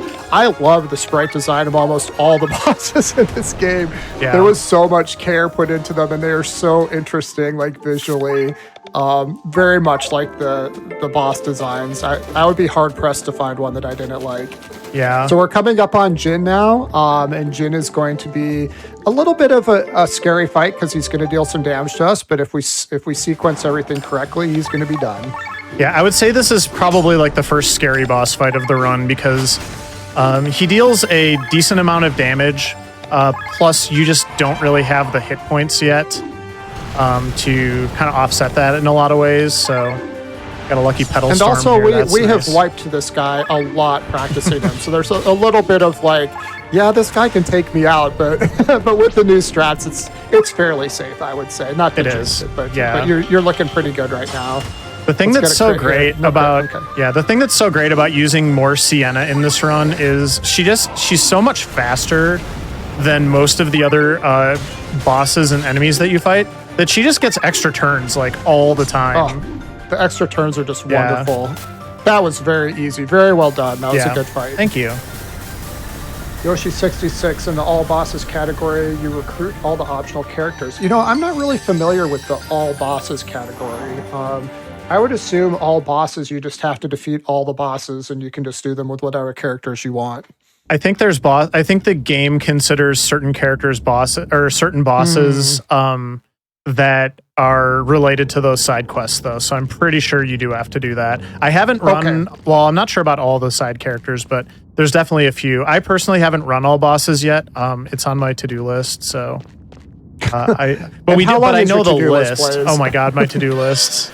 Let's not talk let's not get into that. Let's not talk about my to-do list. Yeah. Let's not talk about my to-do. Needless to say, 2022, 2023 has been an incredible year for RPGs, especially. And yeah, I am slowly but surely, every time I get like my head above water, like Sea of Stars comes out or something ridiculous like that. So yeah, I'm definitely struggling a little bit in that regard, in all the good ways. Yeah, we were working on some of the improvements for this, and Sea of Stars came out, and I was like, I can't touch Sea of Stars yet. I have to get my time. Yeah, and meanwhile, I'm like Sea of Stars, like I pump it. Meanwhile, you're like, this game is great. Hook it to my veins. This game is it's great. So now we're moving on to another boss fight. This is actually a group of characters. This is the Thieves Guild, I believe is what they're called, or something like that. Thieves Gang, but yeah. Thieves Gang, yep. And then it's, again, relatively straightforward. You can do some AoE attacks on these guys and take them down pretty quickly. They are defeated. You may see them again later in the run.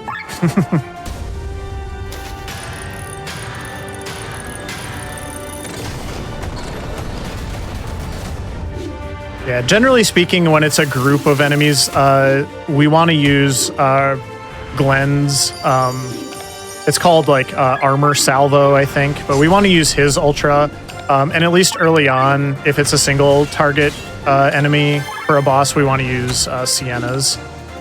So trying to buff everybody up here and just two of finish them are this up. bouncing, so that means we got 2 of them still alive, and that's it. So that one is taken care of.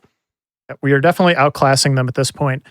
Fun fact, it is actually possible to miss skipping that cutscene that I just skipped after the fight. The window for that is very touchy.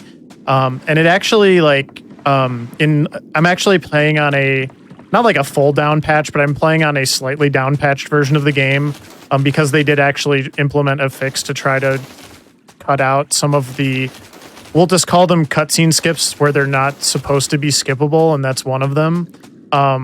So you can run this game on the current patch and all of the strats and everything still work, but you won't necessarily be able to do the cutscene skips exactly the way that I'm doing them today. But that's an example of one of those, because the cutscene after that fight is actually fairly long. I don't think you're supposed to be able to skip it, but the side effect is now we're running out here and there's no music, so it's just kind of ambient, I would say. You can hear the padding of their feet. Yeah.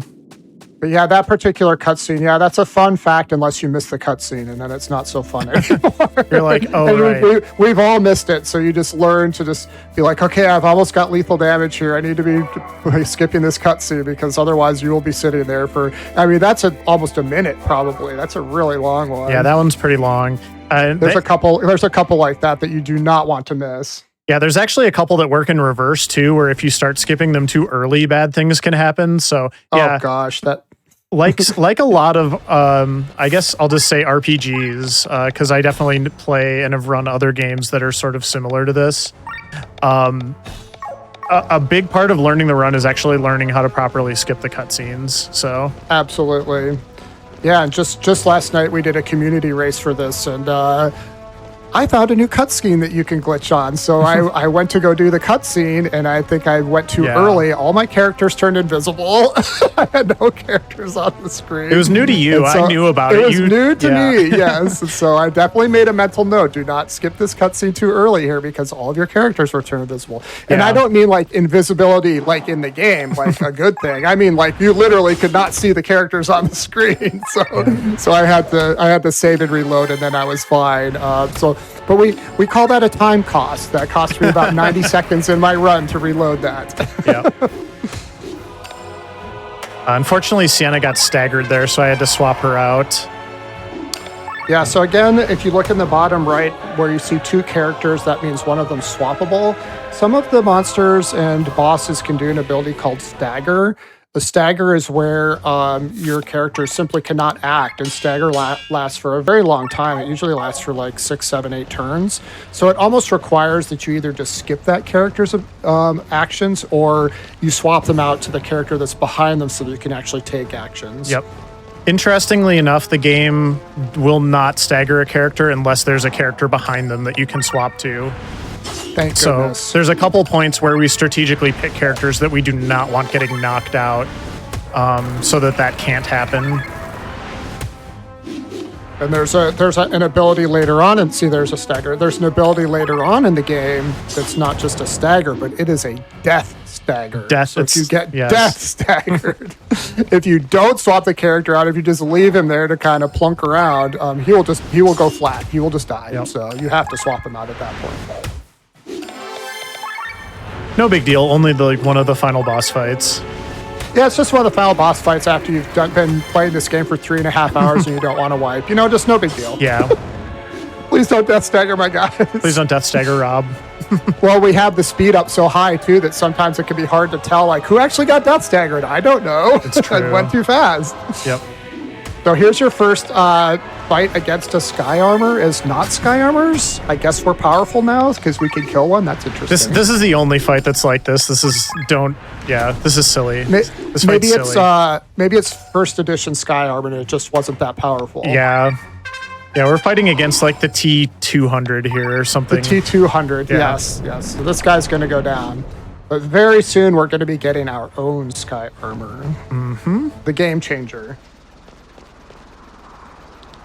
We got a pretty long, unskippable cutscene here, and then we're on to the finale of Act 1. And Act 1 basically ends with you getting the Sky Armor, which is about to happen, and then we're going to kind of jet away from this airship. Killian is double crossing us. This is the last we will see of Killian in the run, at least in our party. So, bye, Killian. Thank you for all of the wide swings, and we'll see you soon. Just not in our party. Yeah.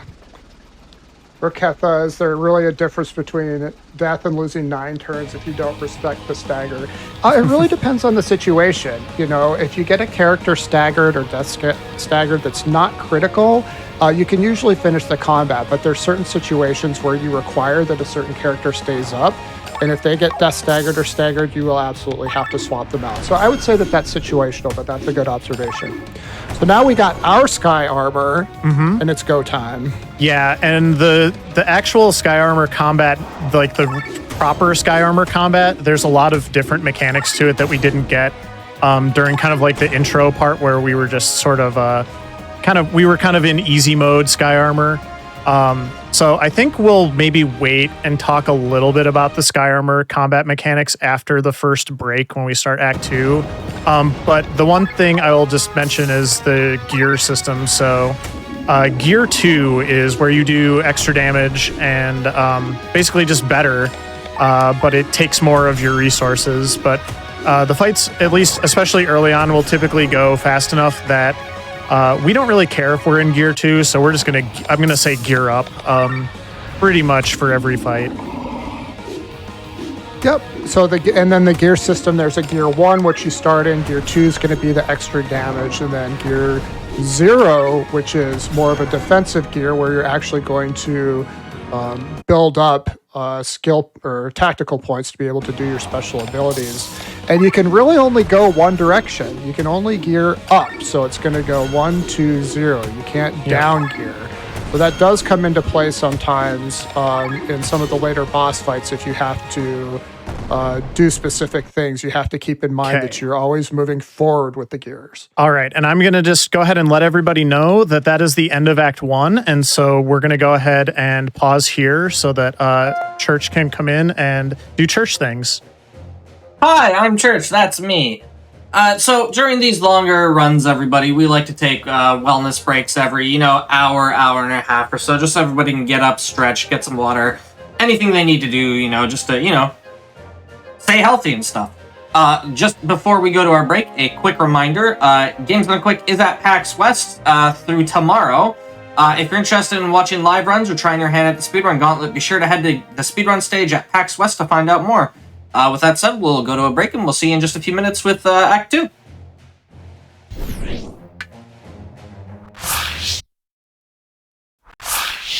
Hello, everybody, and welcome back to the Games Done Quick Hotfix. Today we are showcasing Chained Echoes. We are in the middle of a run. I will hand it back over and we can get into it whenever you're ready. Yeah, thanks. I think we can just go ahead and get back into it. I'll do a quick 3 count. 3, 2, 1, go again. And we are at the start of Act 2. There's going to be a very brief scene here that looks very different from anything we've seen before. This is the Mysterious Girl. Don't worry too much about the Mysterious Girl. There's kind of a lot of the deep lore and the backstory is sort of related to that. And I don't want to spoil too much of that kind of stuff in this run. So it's basically... they're comboing some of the backstory lore with some tutorial sections as the run goes along. So, but they were tutorials for things we will be doing in the game, so we can kind of talk about them then.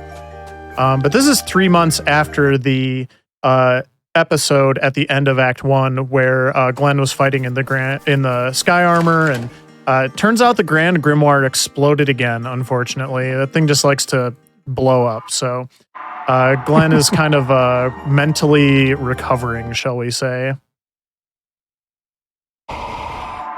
So in this particular part, we, skipping a couple cutscenes, and then we'll get some of our party members back together and re-equip the Sky Armor, start flying around and finding some new areas. But before we do that...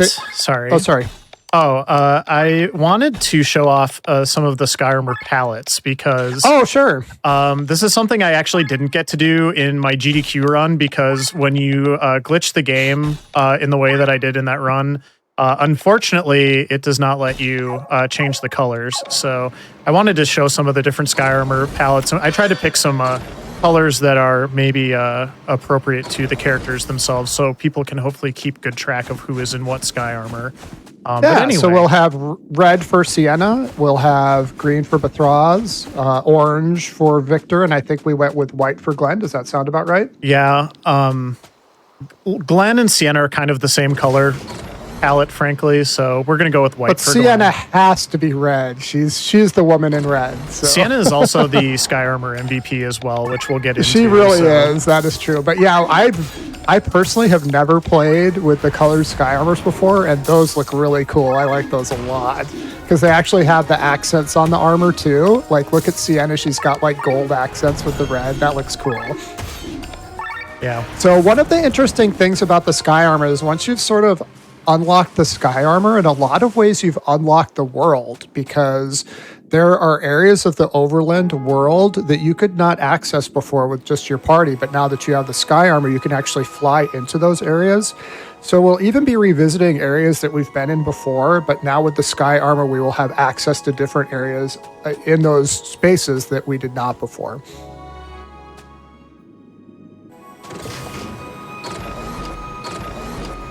So what we're doing here, this is kind of a little, it doesn't seem puzzly, but it's a little bit of a puzzly area. We have to sort of fly around with our Sky Armors. Sky Armor has 2 different height settings. One is a hover, which is just basically right above the ground. And the other is a flying, which is completely above the ground. And you're gonna have to toggle between flying, hovering, and then just being on foot to accurately make it through this area. Yeah, and I think we should maybe just kind of take a second and talk a little bit about some of the more detailed Sky Armor mechanics. We kind of talked about Gear 2 earlier, and that's a pretty important one. Another one is the overdrive meter is a little bit different. So maybe when, Ferric, we get into the next Sky Armor fight, you can kind of focus on that and explain how that works to everybody. Yep. So currently we're on foot, and we're making our way through this chilly area. We're just chilling. Nobody put a parka on, but also nobody had an umbrella in Tormund, so I guess that's just how they roll. So this again is a combination of Sky Armor and being on foot. As we run through these caverns, we're going to be on foot. I'm sorry, I have the wrong party, so I'm backing out of that fight really quick. That's okay. And then as we're out of the caverns, we will be in the Sky Armor doing Sky Armor fights against big things that are called, in this area, I believe they're called big heads. I don't know if that's a direct translation from the German or not, but we'll just assume that it is. Wait. I believe that the person that built this game was German, if I'm not mistaken. So. Correct, yep. And I'm sorry. So right now, Blaze is just getting his party together so that when he's in the cave, he's got the correct people to do the combat. We've adjusted this a little bit recently with Sienna, but there's multiple setups that will work. Yeah, I just wanted to get that right and got a little turned around in my menus there because I got so excited and focused on changing the Sky Armor color for everybody. So that's right, and it looks great. So thank you for that. Oh, thank you. We don't normally get to change the Sky Armor in the speedrun, so yeah. So that's a few very important seconds. So yes, that's right. We're being a little bit indulgent today for GDQ. Yes, quite all right. Mm-hmm. Now we're set. So as we move out of this area, let's see. So I believe we have to pop into the Sky Armor again. Yep. Now we have to. And then drop out of the Sky Armor. So you can kind of see like the puzzly piece. Like you're in the Sky Armor, you're not in the Sky Armor. So when you're first learning this, believe me, it takes some memorization. I mean, it took me a while to get this area right. I feel like I've got it now, but it took some learning for sure. One of the other tricky things about this game in a variety of aspects, we kind of talked about the how fast the screen moves earlier, but also just, and I'm not saying this as anything against the game because I do think it's a very beautiful game, really well drawn and everything, but a lot of the areas are very kind of samey looking. They have a very similar color palette or they use a lot of the same assets. So you can definitely get, especially if you're not like looking at the map, because obviously we're not looking at the map, it's pretty easy to get sort of turned around because a lot of the areas do look very similar. So, absolutely, the tile sets. Yeah, there's maybe not this area in particular, but there's other areas for sure. Like we'll be in a temple later where the tile set just it just all looks the same. So if you don't know where you're going, like, you are going to get lost very quickly, and you are not going to be able to find your way back. So this is, I believe, the last cave battle that we have to do before we head to our next boss.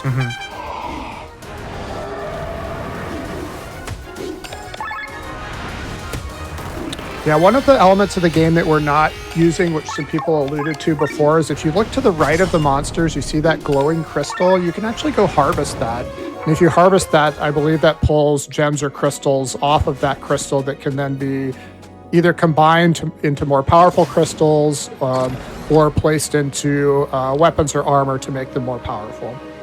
Yep, but it requires upgrades, and it requires a lot of stuff that we just kind of really don't do a lot of in the speedrun, so...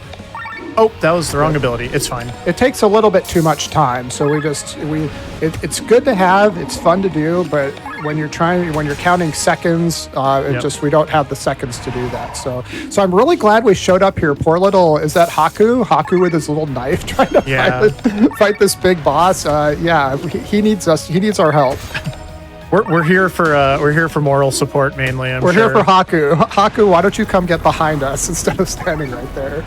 But yeah, the Condor is basically your first Sky Armor boss fight.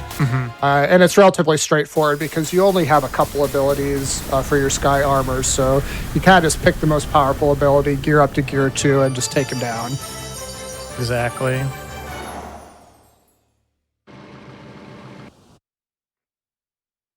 So this is one of the, this next cutscene is one of the ones where I actually have to wait for the screen to load. I think it's because there's a fast travel crystal involved right there.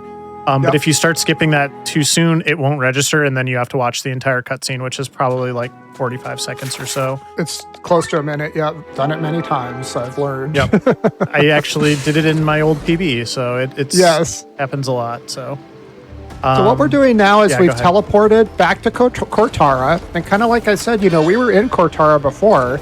But now that we have the Sky Armor, we have access to different areas that we could... In fact, there was the the shopsman.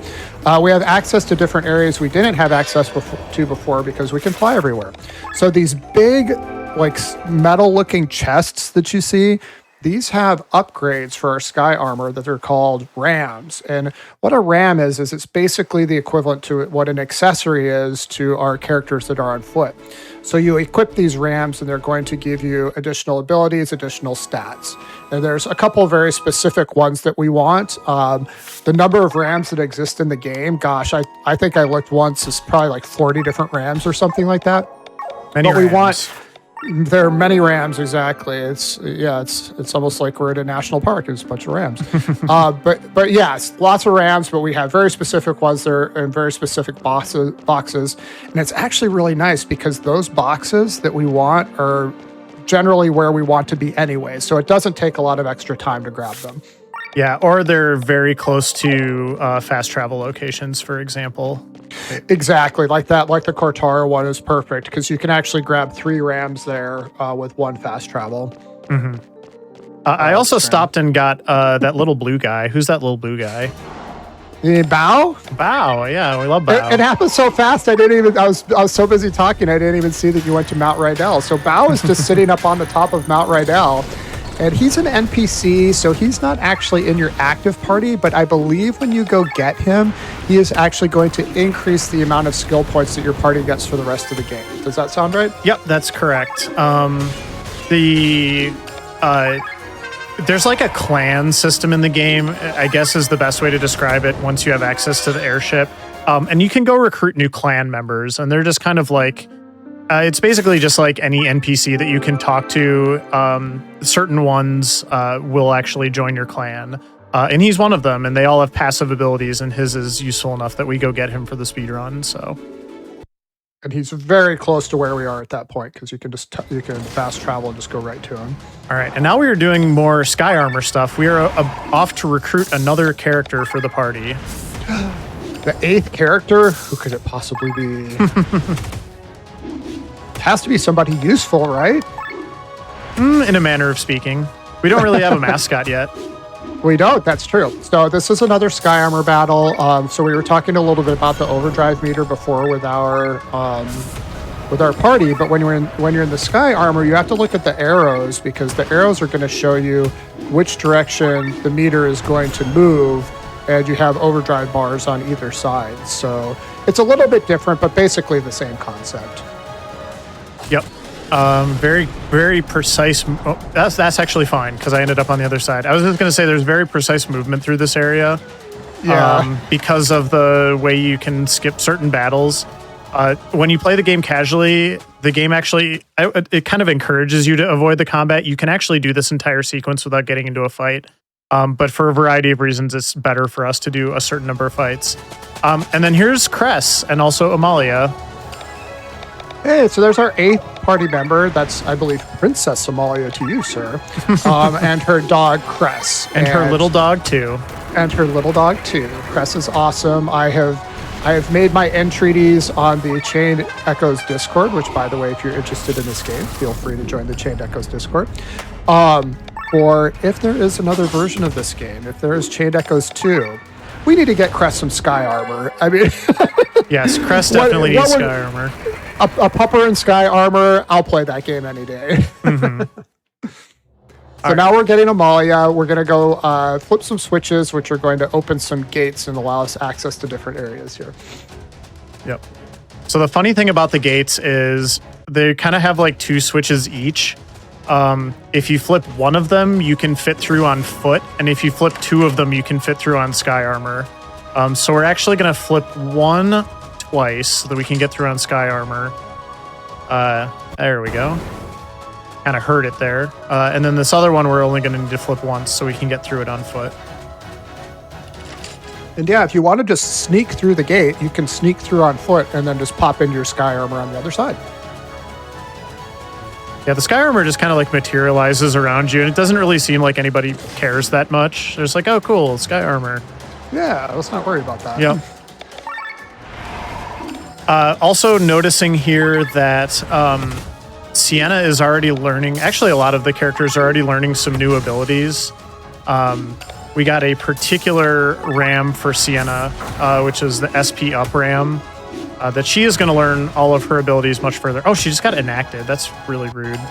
That's what I do to people. Come on now.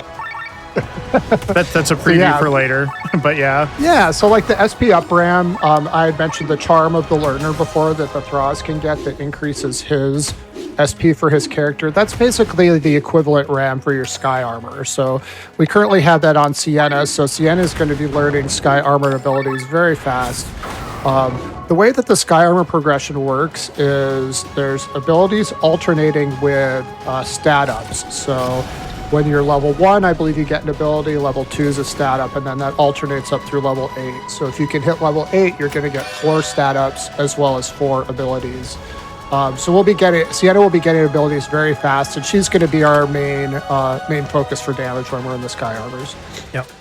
A couple of unskippable cutscenes here too, in this Amalia sequence as well. Not entirely sure why they all end in a fight, but it's fine. It's gonna keep fighting soldiers.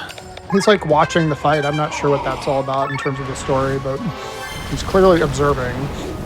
Oh, the guy on the bottom. Yeah, with the red cape on. Yeah, they're like we're sort of escorting the politicians around. Ah, I gotcha. Yeah. Through the warehouses. Yes. I'm sure there's a reason. Well, they want us to find Amalia, so we're kind of doing what they want. And then Amalia is basically a healer type. She's definitely the most powerful natural healer in the game.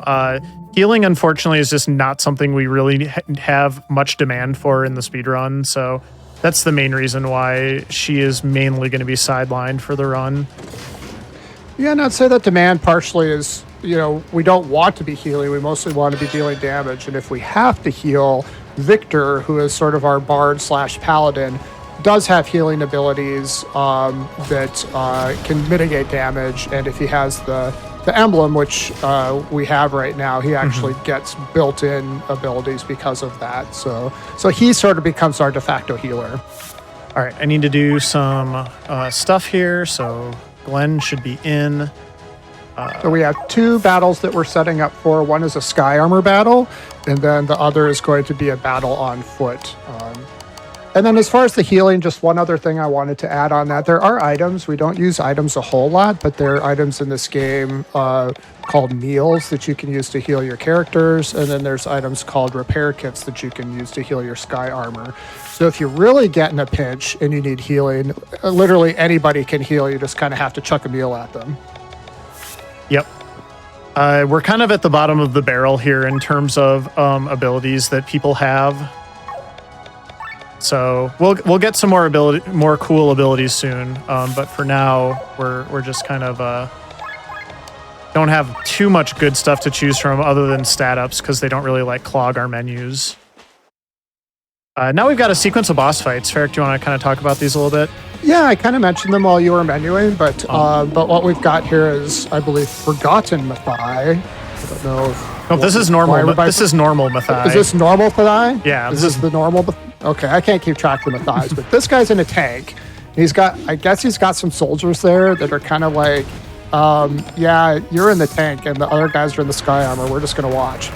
But yeah, he's basically a sky armor fight. This is what I would call a fairly scripted fight. If you do things in the correct order, there really shouldn't be any surprises because he kind of does the things that you expect in the order that you expect. So pretty much just wailing on him with our good abilities. Once this is done, then we're going to move on to the next fight, which is Forgotten Mathai, and that's going to be a fight that's on foot. And Raketha, arguably the regen from Victor is better healing than Amalia can do anyway. Yeah, I mean, I agree. The thing about Victor's healing is if he has the Shaman emblem, heal all is immediate, but his regen ability and his Berserker actually don't proc until the next turn. So this is Forgotten Mathai. He is kind of a tough fight, so I'm going to let Blaze focus here. He just did Fists of Nova, which was an AoE that dealt some damage to our characters. And he also likes to snap his fingers and prevent you from doing things. Items forbidden. That's fine. So when items are forbidden, you may remember about 1 minute or so ago, I said we don't really use a lot of items. So we really like when he snaps his finger and does items forbidden because that means we can do anything that we want. Yeah. So we're going to kind of plow forward here, just put a bunch of damage on him before he does something rude. Yeah, this boss is a little bit of a throwback to me to Bowyer from Super Mario RPG. He's got the buttons and he can lock you out of certain things. So yeah, it's a lockout, exactly. And if he locks you out of like physical forbidden or something like that, then you have to start really paying attention to what you're doing because you're counting on Rob to deal most of your damage. And if he can't do most of your damage, you can start losing hit points really fast. But that was a very clean Forgotten Mathai fight. Congratulations, Blaze. Well done. Thank you. Yep, that fight's not too bad. It can go a little bit pear-shaped if he focuses fire on the wrong characters, or like Ferric was saying, like if he keeps you off physical skills, it can get a little bit dicey. You do have a nice assortment of abilities that you can kind of do for kind of chipping away with alternate damage. But that is definitely a fight that you can wipe to pretty easily in the run. I was playing it pretty safe there. I went ahead and took a couple extra seconds to level up Rob's Power Pierce, which gives a nice damage boost for single target over the Power Shot that we've generally been using to this point because it costs a little bit less. But yeah, that fight went pretty well. I'm very happy with that. And now we kind of embark on a couple different side quests. They're technically labeled side quests by the game, but they're not actually side quests. So I'll let you. I'm going to focus on kind of doing what I'm doing, Ferric. If you kind of want to explain. Oh, in part, source. Okay. I hope you all saw that Slorce run by. He always runs by. It's like another favorite part of my game. There goes the Slorce because you can hear them galloping up. So what we're doing right now is we talked to Madeline, and Madeline is sending us to different areas to flip switches, which are going to open gates, which are going to allow us access to the underground, I guess, city or temple. I think it's a city. Yeah, it's a city of Nissa, which is where all the final end game stuff takes place. So the first thing that we did is we went back to Roland. Do you remember Roland? That was right at the beginning of the game. Flipped the switch, saw Slorce, teleported to a different area. There we just grabbed a ram for another Sky Armor upgrade. And now we're in a hidden waterfall, and we're going to move through this area to potentially flip another switch and then get some critical equipment as well. This is going to have one of the easiest combats in the game coming up here soon. It's not the first one, but I believe it's the second. Oh no, that's a different place. This is just the goblins. Go ahead, Blaze. Oh, I was just going to say you're getting maybe just a little bit ahead of yourself, but yeah. Yeah. It's all the good stuff to get the end game stuff going. Yeah. So one of the interesting things about this game, and as I do the glitched run, so I'm pretty familiar with this aspect of it, but most of the areas are connected in some way or another. So the final dungeon area is actually connected to like the starter area when you first run out of the city. And you don't obviously realize that when you're playing the game super early on, but part of the reason why we can do the glitched run and finish this game in under an hour is because of that. And we're actually running to... we're kind of setting up to get to the final area, but that's what this part of the quest is all about. So, yeah, it basically gives us our initial access to the final area, but we won't actually go there till the end of the game. That's the best way of putting it. That's a good way of putting it. Yep. Yeah. Yeah, just taking care of these couple goblins here. Not much to report. We're gonna move past a hidden area where you can grab some armor if you need to, but if you don't need it, you don't have to spend the time doing that. I think the most exciting thing down here that will actually be the last thing we do before we exit out, because we're kind of going down here to tag a fast travel crystal for later, so that we can actually finish the quest. That's right there. And then this is the fight you were talking about, Ferric, so I'll let you kind of... Yeah. I got a berry. But yeah, it's this big, look at this cool monster with all these eyes and tusks, and oh man, he's got, wait, what happened? He's got a really How bad did you do that? He's got a really bad allergy. How did you do that? Yeah. So Matt like gives you a berry, and you basically toss that berry at one of his eyes or something, and it kills him. So it's pretty funny.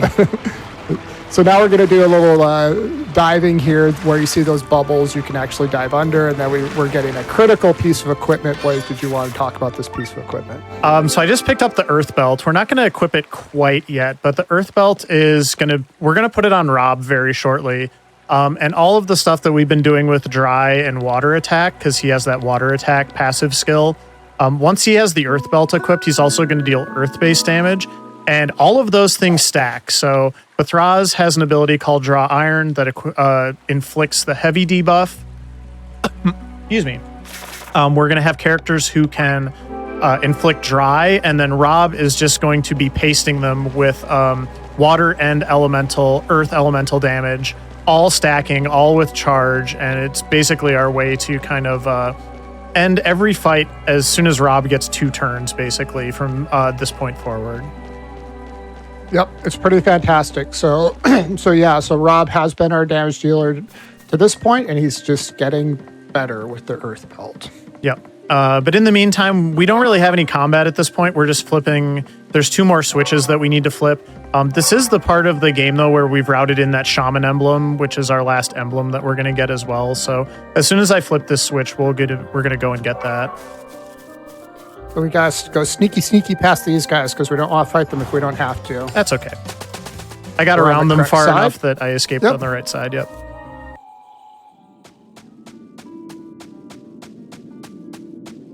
So that's another switch. Yeah, and we're not seeing it, but if you kind of go through it in the way you would probably do it when you're playing the game casually, in the grotto area where we were hanging out with Madeline before, you kind of do the gates one at a time, and you can see them opening as you hit those switches. And the game basically tells you where they are, but not like you still have to kind of find them and flip them. So it's a nice sort of balance, I would say, between the game holding your hand and it kind of encourages you to explore some as well. So yeah, I'd agree with that. So now we're in the Shaman Emblem fight. Once Rob is on board, this is going to go very quickly. And then we'll have the Shaman Emblem for Bethraz to make him even more powerful. After we do this, we'll be able to flip 1 more switch, and then all the gates should be open.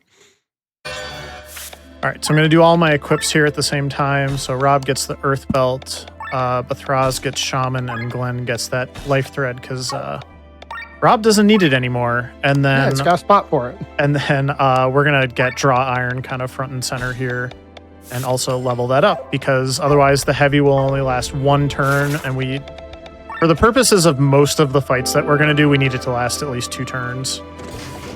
Yeah, 1 turn in this game is you cast it, and as soon as the monster gets a turn, it falls off. So that is not enough. Yep. 2 turns, you get the monster gets an attack, and it's still on. Was that stinky powder? What was? Yeah, I found I found something stinky. What are we using stinky powder for? You know, it's probably best just to not worry about it. Let's just not ask. Yeah. But anyway, I hit all the switches now, so we're gonna go back here to O'Grain, and I can run through all the way through the gates that are now open. We didn't actually see them open because we knew where to go. But Madeline's here like, hey, check out this room with all the gates. And it actually shows you all the closed gates in the cutscene, even if you've already opened all of them, which I find kind of funny. And then we can just run straight through, so. This is an elevator. It's going to take us down to the city of Nissa. Yep. And then we just have to finish the quest by running over here to trigger the cutscene. The game will let you leave this without finishing the quest, and it's a little weird, like 30 minutes later when you're like, why can I not finish Act 2? Yeah. And then, it's because you didn't trigger this cutscene. So anyway. It's one of those things that you do it once and then you just don't ever do it again. Yeah. You're like, I don't want to ever do that again. Pretty much. All right. So now we're back in Bardsport. Yep. And then this is for the second required side quest in Act 2. It feels so weird to say required side quest, but I honestly can't think of a better way of describing it. So it's a good description. Yeah. Because there's like a main quest, and then there's these that you would go pick up like a side quest, but they're technically required. So I don't know. I'm not going to worry about it too much. This is Magnolia. Magnolia has a cool hat. Not to be confused with Madeline. Madeline also has a cool hat. There's a lot of cool hats in this game, but your party doesn't get any of them. Actually, Magnolia does join your party later as a optional side character. Oh, does she? Yeah, Magnolia is a character that you can get. So. Oh man, I would add her just for the hat. I don't even care what the stats are. But Magnolia, excuse me, I got my M names with cool hats mixed up here. So Magnolia is going to introduce us to this idea called the Maelstrom. It's a little bit RPG, I guess, is maybe a good way to talk about it. But basically, people have access to their past lives in the Maelstrom, and there are certain people who kind of get glimpses of their past lives. And we're finding out that Glenn and Len are 2 of these people. So, and then these are. I'm gonna do this puzzle, Ferric, but like these are really fun puzzles, and maybe you kind of want to explain to everybody what I'm doing, because this is kind of like the easy version. This is like the tutorial version. I mean, these puzzles, like, so. Yeah, right now you're like, is it in somebody's mind, but you're not in Glenn's mind, right? So you're basically in somebody's mind. And what you do is you touchy the orb, and then you're going to get like different pieces of their mind. I don't know what that they're like means, memory but like fragments. You get like a house, a bridge, and a cliff. Like hopefully if somebody's in my mind, there's more interesting stuff than that. But anyway, so you're running around grabbing these things. And then these shapes, they're basically shapes that you put on different areas of the map to complete these puzzles so that you can actually get out of the mind. Does that kind of make sense? Yeah, and we'll see in a second here, like part of the solving the puzzle is they kind of lock together to the certain spots on the map. It's so like puzzle pieces. Yeah, so the trick here is I had to run around, retrieve that piece so that I can combine these 2, the house and the bridge, and that will create one continuous piece that I can run across to the end. Exactly. So. It's like puzzle pieces that you have to collect and move around. And interestingly, I don't know if somebody in chat can explain this to me, but this is lost on me. If you open a chest in this person's mind, you get an item that you get to keep when you're out of their mind. I don't know how that works. That is a time-honored tradition going back to at least Earthbound in RPGs. So yes, there's treasure there's permanent treasure in people's minds. Don't worry about it. In people's brains. Got it. Don't think too hard. Literally don't think too hard about it. All right, so we finished that quest now. We've got just a little bit left to do here. We have to go to the third major city, which is the one we're going to spend the least amount of time in. This is Wernshire. That's a pretty cool theme, but we're not going to hear too much of it. And this is kind of the main quest line again. Oh, next one. Yep. So in this city, we're just going to grab a quick cutscene. Try not to run into that chicken because that chicken actually has a collider on it. So not everything in the game is collision. There are some people that you can run through. You can't run through the chicken. Don't try to run through. You ran into the chicken. I did that on purpose just for you.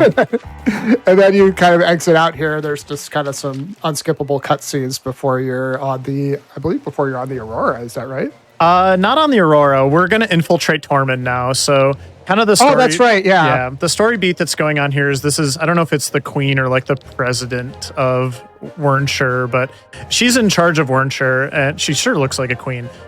She wants to sort of take Tormund down a peg, but she doesn't want to like directly do it. So she's basically like she's like helping us do it. She's kind of encouraging us to do this like incursion. So.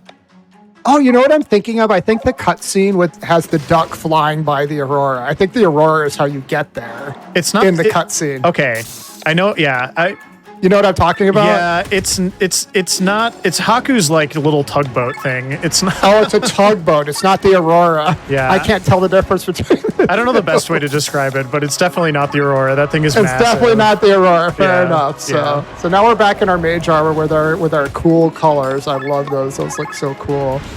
And going to be doing a couple fights here. First one's a standard Skyhammer fight. Yeah, there's a lot of interesting fights going on. This is a pretty hard area to optimize, I would say. It is. I can't believe that thing didn't die. And Skyarmors do have two different weapons. You're going to have a handheld weapon, and then they also have a ranged weapon. So both of those are equipped to your characters at all times. So this is our first fight against Baki warriors. These guys can be somewhat difficult. They do a counter stance. So again, a counter stance, if is active, they will retaliate against you if you don't kill them, and it's a lot of damage. So when you're first learning, this run, you gotta be careful because you can actually wipe to this fight if you're not paying attention. Yeah, Sienna is also getting extremely powerful by this point. So she's still in that kind of zone where she can basically one-shot most things. I was letting the counter stance wear off there, by the way. And it just fell off, exactly. Yep. So smart move. Finished him off, and now we're on our way. Yep. Now we're going to... Sorry, I was just going to say, we got two troublemakers coming up. Why don't you describe what these two troublemakers are? So this is a joke fight. I don't know why this fight is in the game. I heard a rumor that it was to troll speedrunners. Oh, no.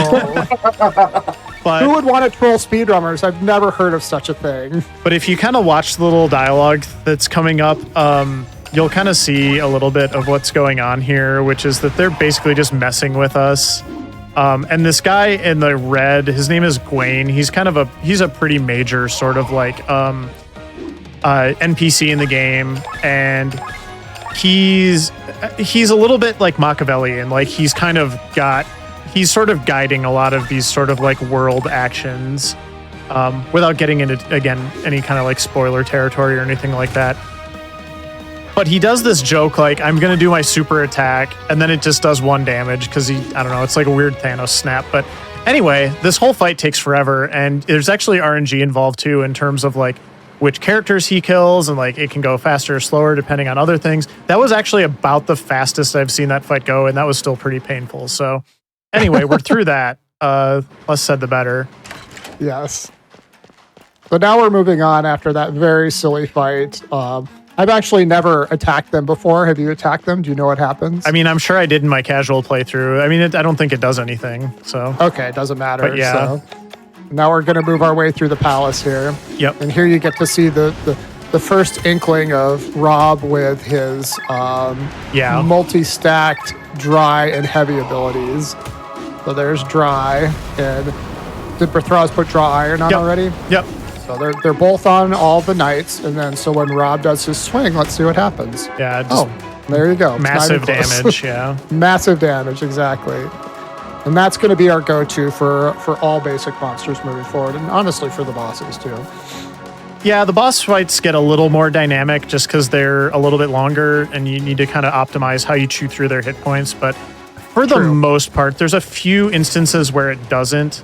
But for the most part, everything from this point forward is going to die to one charged Rob power swing. So that's pretty accurate. Yep. So here we've got 4 Baki Warriors. And I'm going to use a different strategy this time. Ferric, do you want to kind of talk about what I'm doing with Sienna with this like energy flow ability here? Yeah, so Sienna's on board again. We love Sienna. So Sienna, because she has the SP up ramp, she has a new ability called Energy Flow. Energy Flow is a multi-target ability. So what Sienna can do is she can set that.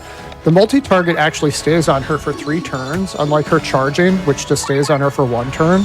So you can set your multi-target, you can then load your charge, and then you can just deal massive damage to everybody. So she's probably going to do like 10,000. Yeah, she did 10,000 to 1. And everybody else is kind of just hanging out. They're kind of like Gwaine. They're kind of just like, Gwaine, you know, the Thraz is having fun. Victor is having fun. And Sienna's pulling all the heavyweights, so... And this is actually the last fight of Act 2 here, so we're already to the end of Act 2. This is an unskippable cutscene, and then we're going to fight Sturm and Drang, which is a... Which I actually looked up, and I do know the translation to that. Does anybody in the chat know the translation of Sturm and Drang? Very German. I know what it is. I don't know what it translates to, but I know we looked up what it actually, like it's a specific thing in German history. So it is. Yeah, I didn't delve that deeply into it. But yeah, this is a pretty straightforward boss fight. You take them out one at a time. If you let them both stick around too long, they do like a duo attack that you just don't want to deal with. So.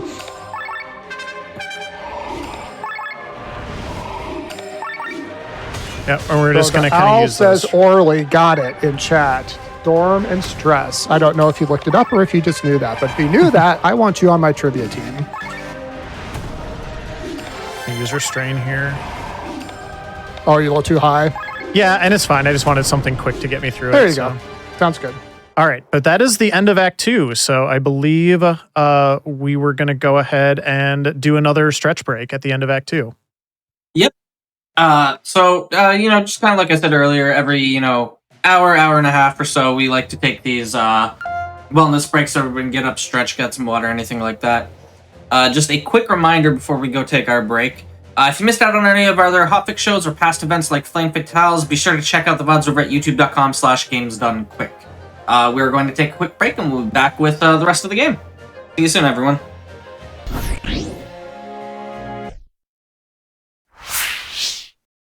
Hello, everybody, and welcome back to the Games Done Quick Hotfix. Today we are showcasing Chained Echoes, and we are in the middle of...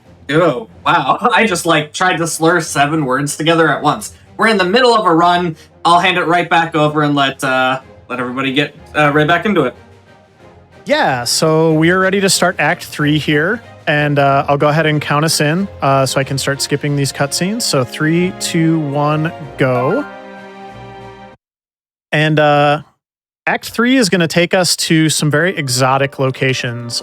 Before we do that, we get our brief tutorial here in kind of the historical period where we get to do everybody's favorite activity, Pushy the Orb.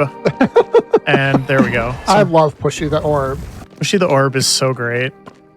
Yeah, every good RPG's got to have some fun little mini games in this, and this is basically a mini game, Pushy the Orb mini game. So basically, you have to Pushy the Orb onto the gold square there in the middle, and you use these different blocks to move it around. The gray blocks are destructibles, the green blocks are indestructibles, and as you can imagine, this is not our only instance of Pushy the Orb. Pushy the Orb gets much more difficult as we get further into this. So yeah, it's a fun little one, and thank you very much for everybody that figured this out. So I did not have to, because they do get complicated.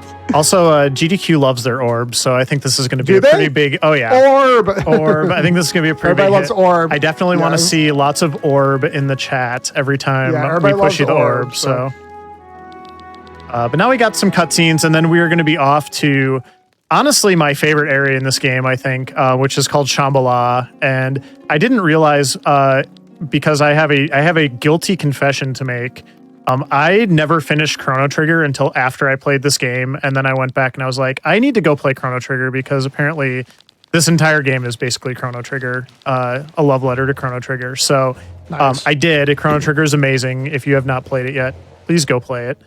And there is an area, I don't want to spoil it, but there's an area later on in Chrono Trigger, which is very clearly the inspiration for Shambhala. And I love how the developer of this game kind of took the world that he saw in Chrono Trigger and just kind of expanded on it. And I think you'll see what I mean by that again very soon. So here we are. This is Shambhala. Shambhala is awesome. And as you can see, Shambhala is actually floating above the continent, if you can believe that. And Shambhala, oh my gosh. So Amalia's there. I forgot our 8th character. So Amalia is our 7th character because we lost Killian. So we had 7 characters. We had Killian. Killian's gone. Amalia is number 7. And we are going to be picking up character number 8, who I do have to say is in a neck-and-neck race with Sienna as one of my favorite characters. I really do like this character. Just because he's really cute. Like I think y'all will really like the sprite. Like he's kind of a one-trick pony. No, he's not a pony. But his sprite is extremely cute. So he's coming up here shortly. Yep. Shambhala is kind of like, I wouldn't say it's closed to outsiders, but they do not get a lot of outsiders, shall we say. So yeah, how would you get to Shambhala if you didn't have an airship? that's true. Right? Yep. Or access to the teleport crystals. Or Haku's tugboat. So many ways to get to Shambhala. So many apparently. ways, But yes. yeah. I don't So know. we're It's killing kind of some off on the Tukaburi's right now side of the map. So, Yeah, that's fine. yeah. So we're actually going to be jumping on these, floating pieces of rock. They have entry and exit points that they will take us to different parts of the map. Also, if you're learning to run this game, it takes a little learning. It's a little bit confusing, but you'll eventually get the hang of it. Yep. I love just kind of a lot of the natural puzzles in this game, and this is a great example of that, this whole area. Yes. Yeah, exactly. And the temple's another good one. Yeah, they have a lot of natural puzzles. That's a good way of describing it. And they're all very like you kind of saw, we did those sort of basic orb puzzles. By the way, that platform is a jerk. You always miss it whenever you go onto the screen. So that makes me think that like the Gawain sequence, they actually are trolling speedrunners, because I think they're trolling speedrunners there too. Wouldn't Because there's surprise literally me. nothing you can do to get to that stone, and it always just misses you. Yep. So, oh, that's so funny. But now we have the fight with Eggle, who is the character in Eggle! question. So I love Eggle. this fight actually is deceptively hard, so I'm going to focus. Yeah, I'm gonna let Blaze focus. So Eggle is, I said Victor was kind of our bard paladin. Victor's basically a bard that can wear heavy armor. Eggle's a true paladin. He can wear heavy armor. He's got a shield. His skill abilities protect other party members and so on. So, once we kind of defeat him, we will eventually find him in his city, and he will want to join forces with us. There we go. So good fight there.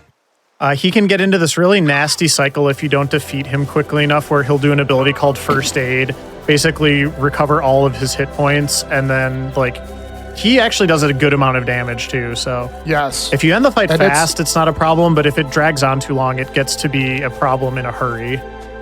Yep, you basically have one sequence where when he's preparing his first aid, if you don't kill him, then it is going to be a very long fight. And you'll just remember all the times that it wasn't a long fight. Yep. All right, so I got a shop here. This is a fairly complicated, area here, because there's a lot of shopping that's happening. There's a lot of upgrading. We're going to be pulling stuff off the reward board.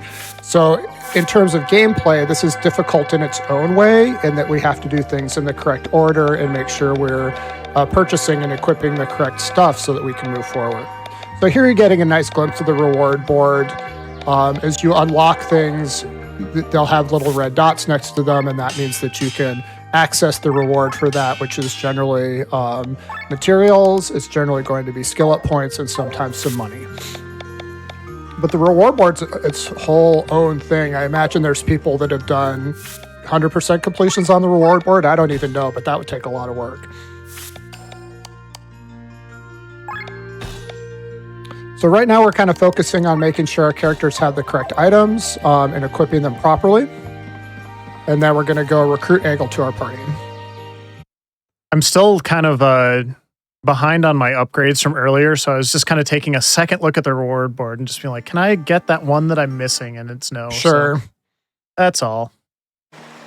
Yeah, but Egil joins us now, so yay. Yeah, as with most games, as you move through the different areas, the shopkeeper is going to have next tier weapons, but the way that the speedrun works is you're not always buying the next tier. Some characters are actually carrying through very early game weapons relatively late into the game, and then other characters you have to be a little bit more vigilant about getting them newer weapons sooner because of what is required of them for the fights that are coming up.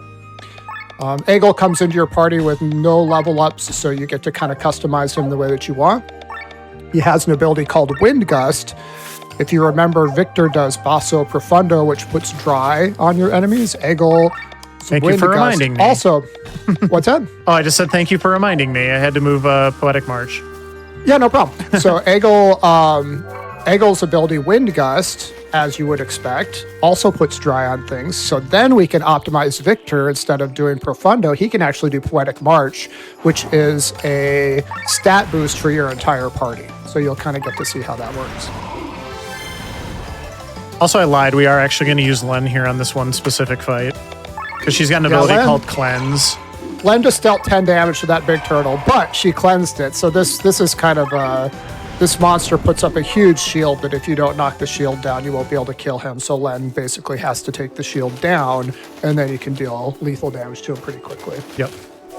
And now we're going to be riding on platforms for a while, so... I would like to congratulate Dull Focus in the chat. I got the board 100% done, and yeah, it's a lot of work, LOL. Oh, I can imagine. I believe it, but yeah. it's probably very satisfying to see that board completed. I hope you did a screen capture of that. And if you did, you should go in the Discord and post that. That's pretty cool. Yeah, there's definitely a lot of... Again, there's so much depth to this game, and the reward board is just like a perfect example of that. The other really cool thing about the reward board, and from my casual playthrough, I definitely remember this. I did not 100% the reward board, unfortunately. But I want to go back and do it because one of the functions of the reward board that is so interesting is it sort of gives you little mini incentives to get out and explore the world more. Mm-hmm. And a lot of games will have different ways or maybe different mechanics, like everything's a side quest, or, you know, like Elden Ring, you just kind of run around and stuff will kill you, so maybe you go back later or whatever. But in this game, it kind of gives you like little targeted things to like, hey, go check out that area that you were in. You didn't do everything there. You should go do some more stuff there. And I just think that that's a really great mechanic and a great RPG system. Oh, it's fantastic. Even just the one at the very beginning where it's like, find 3 hidden caves. Oh, there's hidden caves. Interesting. And then you discover all these other hidden caves in the world because you're looking out for them. It's just a really cool system. I agree. I like it a lot. So we just broke a chain on Shambhala. What on earth is that going to do? So very cool. Again, kind of throwback to Chrono Trigger 100%, but you solve the puzzle of this area by unlocking more sky islands that you can then get on and ride around. So we just unlocked the first of the new sky islands by breaking that chain. And I just love the idea of like physical chains like holding land masses together. Like it's such a cool, like, I don't know. It's just a really neat idea. And again, like the way it was expanded on in this game is just, it's very cool. So I agree. And there's something that's very satisfying about it's whoever is the first position in your party is the one that gets to break the chain. Mm-hmm. But if Egil is the first position, then he gets to break the chain, and he's actually from Shambhala. So that's kind of cool. Mm-hmm, mm-hmm. All right, so now we're riding another stone. There's kind of like 3 parts to the sequence. So we've done part 1, part 2. Whoops, that's the wrong path. Part 2 is going to be breaking the second chain, because I actually did. There's a couple different goals for this area. I can't board my sky armor because there's, I guess, like basically anti-aircraft or something that will shoot me down. The ether cannons, yep. Yeah, they're called ether cannons. Don't know why that's a problem, but apparently it's a problem. So we have to turn off the 2 ether cannons, and then we also have to break 2 of those chains to get new islands in order to do that. So that first section that I went to was 1 island, 1 ether cannon, and now I'm going to the second island, chained up island, and then the last thing will be the second ether cannon, and then I can fly to the next boss fight.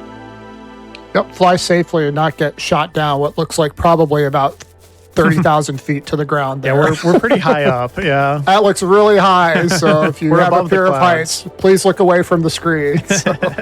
But also look at the screen. Look how beautiful that background art is. That is really the nice, backgrounds in this game are something special. It's really cool. So. Yeah. But yeah, now that Eagle is kind of like Eggle, I'm sorry, I kind of interchanged them.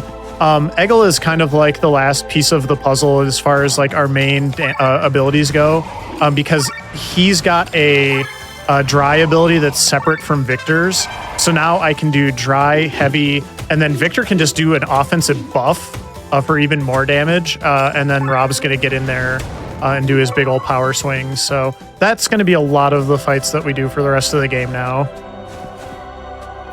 Well, there's our second chain. So Eggle's going to whack that with his big sword, and I guess he's got a pretty strong arm to get through a chain like that. And then we just have to kind of backtrack a little bit to find the second ether cannon. And once we disarm that, then we'll be able to reboard our sky armor and just zoom past all this stuff that we can't do on foot. Yeah, we're basically just going to go right to the boss, so... Yeah, I prefer Eggle just because I think it sounds funnier, but also, like, if it was Eagle, and maybe it would have an A, E-A-G-Y-L. So I like Eggle, and he probably also came from an egg, so I usually go with Eggle. Yeah, but maybe he's also a bird, and eagles are birds, so... Yeah, maybe we can get that into the canon. Like, what's the pronunciation? I'm just gonna DM Matthias, Linda. That's right. After the run. Point of controversy. English translation of Eggle's name. Is it Eagle or Eggle? I need the official. I need the official ruling. Exactly. All right. So one more little island to fly on. But yeah, again, this is just. Again, especially when you play these games for the first time casually, like these puzzles are so cool. I really think the puzzles in this game are second to none. Although the orb puzzles are, I think there's something for everybody. Maybe I'll put it that way. I'm impressed with the wide variety of puzzles that they managed to put in this game between these and the orb puzzles. And then there's the mine puzzles that we're going to do more of later. And just, yeah, there's a lot of puzzles in this game. So absolutely. I'm reading through some of the chat, and the more I read the chat, the more convinced I am that I will never completely fill the reward board. Some of these that you have to do, I'm seeing like there's something like complete all deals, and then like you have to paralyze enemies 4 times. I mean, some of these just sound so hard. So kudos to people that can figure out how to do that stuff. That is remarkable. This game rewards dedication. It absolutely does. All right. Goodbye, monkeys. Yep. So down here, we're going to see the last ether cannon switch, and then we are safe to hop into our sky armor and head up to the... What is that area called? I mean, it's just like a laboratory. Laboratory, okay. Yeah. It looks very similar to... Yeah, it's my destination. We don't know what it is, but it's the church's secret laboratory, and it looks like it looks like the Magitech research facility from FF6. So it definitely looks like a lab, and you have to be careful with your skip there. Yeah, but yeah. So malcontentious, I do have to say, malcontentious in the chat. Eggle is a name that people have, so I'd guess that. That's +1 vote for Eggle.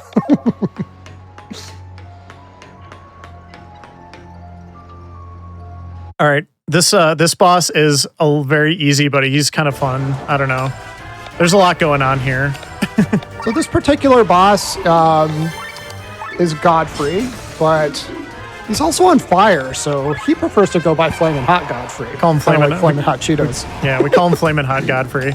Exactly. He's got 2 arms and a head, and for the purposes of the run, you don't have to worry about the arms. You just need to stack abilities on the head and then deal maximum damage to him with Rob. And he's usually a pretty quick fight. So. Unfortunately, I did not get the crit with Rob. Rob usually one-shots him, so... So Bethraz is going to do his ultra here and finish him off. I think his flames got so intense, he actually lagged my game. Yeah, he is lagging a little bit, and sometimes after cutscenes, things do lag, and you have to reset your speed high. That is kind of one of the quirks of the game, and that's a trigger when you're in combat that you can adjust. But yeah, that did look a little laggy. It felt a little weird, not gonna lie. So Flamin' Hot Godfrey, never a challenge. There he is. Unless you just shoot his arm, unless you shoot his arm on accident, which of course I've done before. So. That isn't, it'll default to targeting his arm, so that happens a lot. Anyway. So we just did a quick teleport so that we could hop in the sky armor and get closer to our destination, which is going to be a sort of tribal-looking pad that will take us to a new area. This area gets very intense. I'm probably going to let Ferric handle the majority of the commentary here because I'm going to be doing a lot. This area is pretty intense. So, so this is the temple area, and this has map puzzle. Well, first we have to start with pushing the orb, of course. So if you hit the blue square, which he just ran by, the blue square will actually reset the orbs. So if you muffed something, you can actually just reset the board. Yeah, fun fact, I don't know left from right. So these are a struggle for me sometimes. Fun fact, these are actually hard to do in the speedrun. I don't know why, but it's like, which one's on the left, which one's on the right? And then they just get longer and longer. But yeah, so we got through that. We have to hit 2 switches to get into the deeper part of the temple here. So the first switch is going to be off to the west. That's the first area we're going to explore. We've got some new monsters here that are golems. Golems are just as susceptible to Rob's massive amount of damage as everybody else. So we will continue to do dry, heavy, poetic march for a buff, and then take them out. Yeah, everything is weak to Rob. Everything is, there's not a single thing that is not weak to Rob. So these totems, you flip them, the gates go up and down. So it's kind of right here, it's sort of introducing you to how the gates work. I wonder if that's going to get more challenging later on. Oh, it does. There's a lot of gate flipping later on. And there's special items behind gates where you have to do multiple flips of gates, so it gets very interesting. So behind this area here, we're going to sneak in here. We're going to see one of those big steel chests. That means it's got some sort of sky armor upgrade for us. Don't need to equip it right now because we're not using the sky armor, but that will be in our inventory for when we do that. Hey. So all gates flipped, and now we go into this area. That's going to be our switch. Switch number 1 of 2 clicked, and we will head off to the other side to find the other switch. Yoshi 66. Ooh, I remember the puzzles here. The color switches one. That one was cool. Mm-hmm. Yes, it is very cool.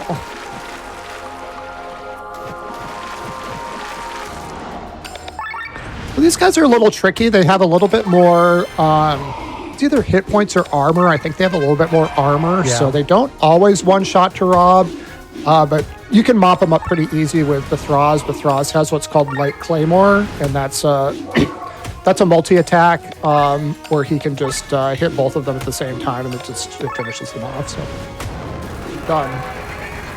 Yeah, I just said everything's weak to Rob, and then those things immediately prove me wrong, but that's fine. That's how those always go. Yeah, I think it's just the extra armor, unfortunately. Yeah. I do like watching them swimming, because you can just kind of see their little heads. It's very cute. Mm-hmm. So up and around here, a very similar combat to before. Yeah, one of the interesting things about the puzzles in this area, and again, don't ask us why we know this, but it's entirely possible that you will miss the switches because you can forget to step on them, and then you have to go back through the entire sequence again, so...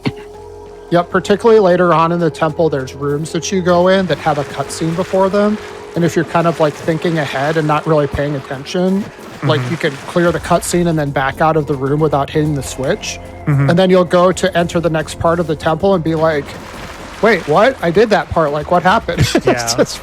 It's just one of those things, because when you're running these games, you're like, right now we're kind of thinking ahead. Okay, what are the next steps? What am I doing next? Because I know the routing here, but it's very easy to miss. Yep. So as you can see on the ground there, those two little symbols are lit up now. That means the gate is open and you can go inside. So we'll do a little more pushy the orb here. Orb. These puzzles are so satisfying when you solve them for the first time. I just have to say. Thinking back to my casual playthrough again. All right, now we're going to grab a whole bunch of upgrades. So we hop in the sky armor to start grabbing chests, and all these chests are going to have our upgrades in them so that we can make our sky armors more powerful. In this particular map right here, there's 3 chests. 2 of them are easy. One of them you have to kind of do a sneaky so that the dragons don't attack you, but it's not particularly hard. It's not pixel perfect or anything. Just kind of go a little bit south of them and you're usually okay. Please, I knew you were going to do that. I knew you were going to do that. I'm like 10 for 10. I'm like not encountering them. That's just, I was like, Ferric, stop saying this, because he's literally going to run right into them. Yep. So, anyway, no big deal. You can always escape out. There's no harm in escaping. So. Yeah, just a little bit of time loss, but yeah. Just a hair of a time loss. I don't know. Yeah, I just knew it was going to happen. Of course. As soon as you said it, I was like, things work. Exactly. So grabbing a nice red chest over here that's got a good item for Bathraz, a good cloak for him, and doing a little bit of menuing to upgrade our characters. Just making sure I put the right stuff on the right people. Yeah, Devil Reapers. I've never played the bird tank. Is he good for the speedrun? And then Raketho's spot on saying he's got the AoE dry, which is the multiplier. So that's absolutely correct. The only other thing that there's 2 other things that Eggle is good for. Sometimes if you get in a pinch, he can do attention to draw damage to himself. And the other thing that he can potentially be good for is swapping in or out if there's hit point loss. So now we're in the sky armor, and we are fighting some, I don't remember exactly what these are called. They're some kind of mountain ape, is that right? Yeah, they're just called gorillas, and they do an ability that I can't say on stream, but it paralyzes, and of course it paralyzed Sienna, so I'm like I'm very not happy right now. Yeah, they kind of like grab behind themselves and they kind of throw something, so I don't want to think too hard about it. But yeah, probably how about we just get rid of them instead? I would love that, actually. Yeah, and how about Sienna not be paralyzed? That's not fun when that happens. Yep. Hey, all the monster fangs. I just noticed that. They're dropping monster fangs. They do, yeah. Yeah, they dropped 3. Anyway, that fight did not go optimally because of the Well, when Sienna gets paralyzed, ability, that's going to really... You have to kind of go second tier strats. Yeah, that's happened twice now. I'm starting to get a little annoyed with it. I'm not going to lie. It happens. It does. Yep. It does. Just a little bit of bad luck on the ability rolls. Bad RNG, yep. So we're grabbing a box, and then we're going to do a couple more fights here. And I got Enact Salvo. Do you want to talk about how awesome Enact Salvo is? Enact Salvo is pretty amazing. So Glenn gets this ability because of the type of ranged weapon he has. He has what's called a bow gun equipped. So as you level up the bow gun, eventually either the 6th level or the 8th level is going to be Enact Salvo. And when you hit something with Enact Salvo, it doesn't do anything for its turn, which is fantastic. Yeah. Not because it deals damage or anything like that, but because it doesn't do its animation, because that takes time.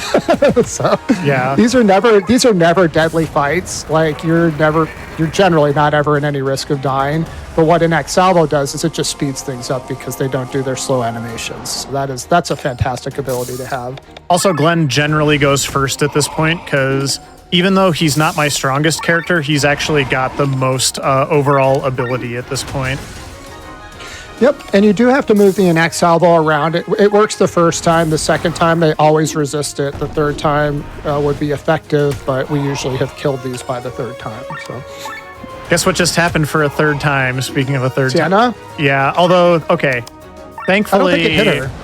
Okay, it hit Bethraz. It hit then. Bethraz. Yeah, I saw it hit Bethraz. So. Sometimes they also get to act through paralyze. It's not 100%. So yes, exactly. There was That's true. also It's kind that. of like sleep. It doesn't always work. yeah.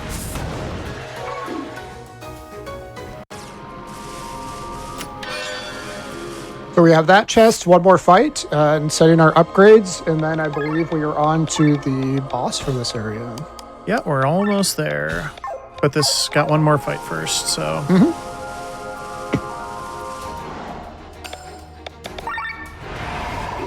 It's a combo attack.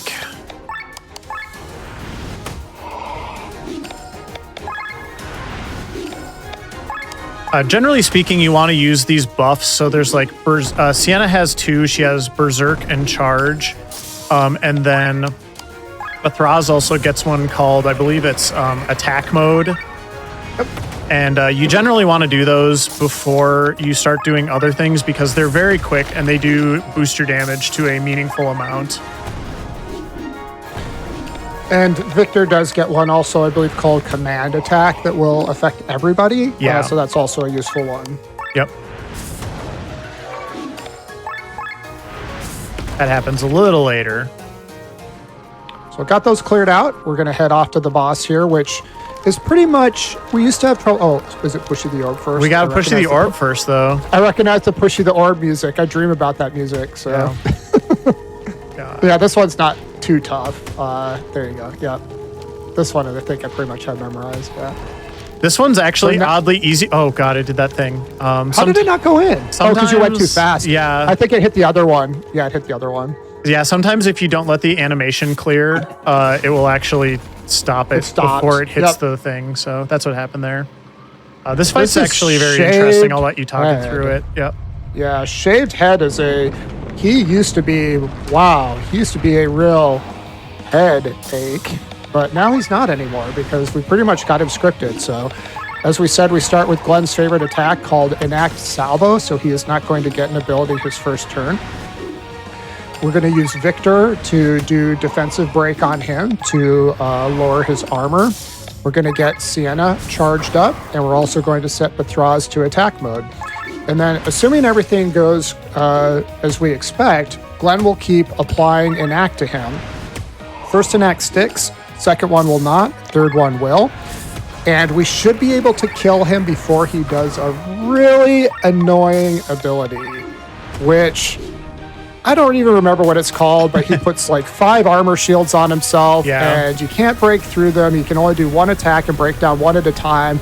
And boy, if you hit that mode, it's going to just add so much time to your run. But as it stands right now, we've got the correct sequence of everything so that he's not able to do that and polished him off like a champ. Yeah, Good combat there, Blaze. Thank you. I also had to wait very briefly after that fight because if you start skipping the cutscene too soon, you will basically soft lock. Yeah, that's the one where I turned all my characters invisible, and I was like, wait, what happened? Yeah. It is possible to play through it. I did it once. It was not fun. So we've got 3 of the little keys that we have to light up now. We're going to head over and do the first one. We've got a little bit of jumping here.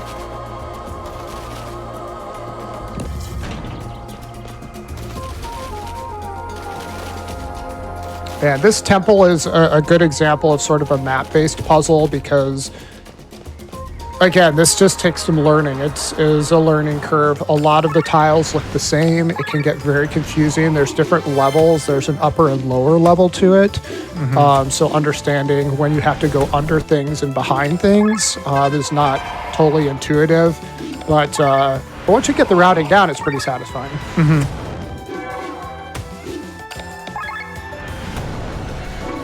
Also just want to, we're going to be headed their way in a second.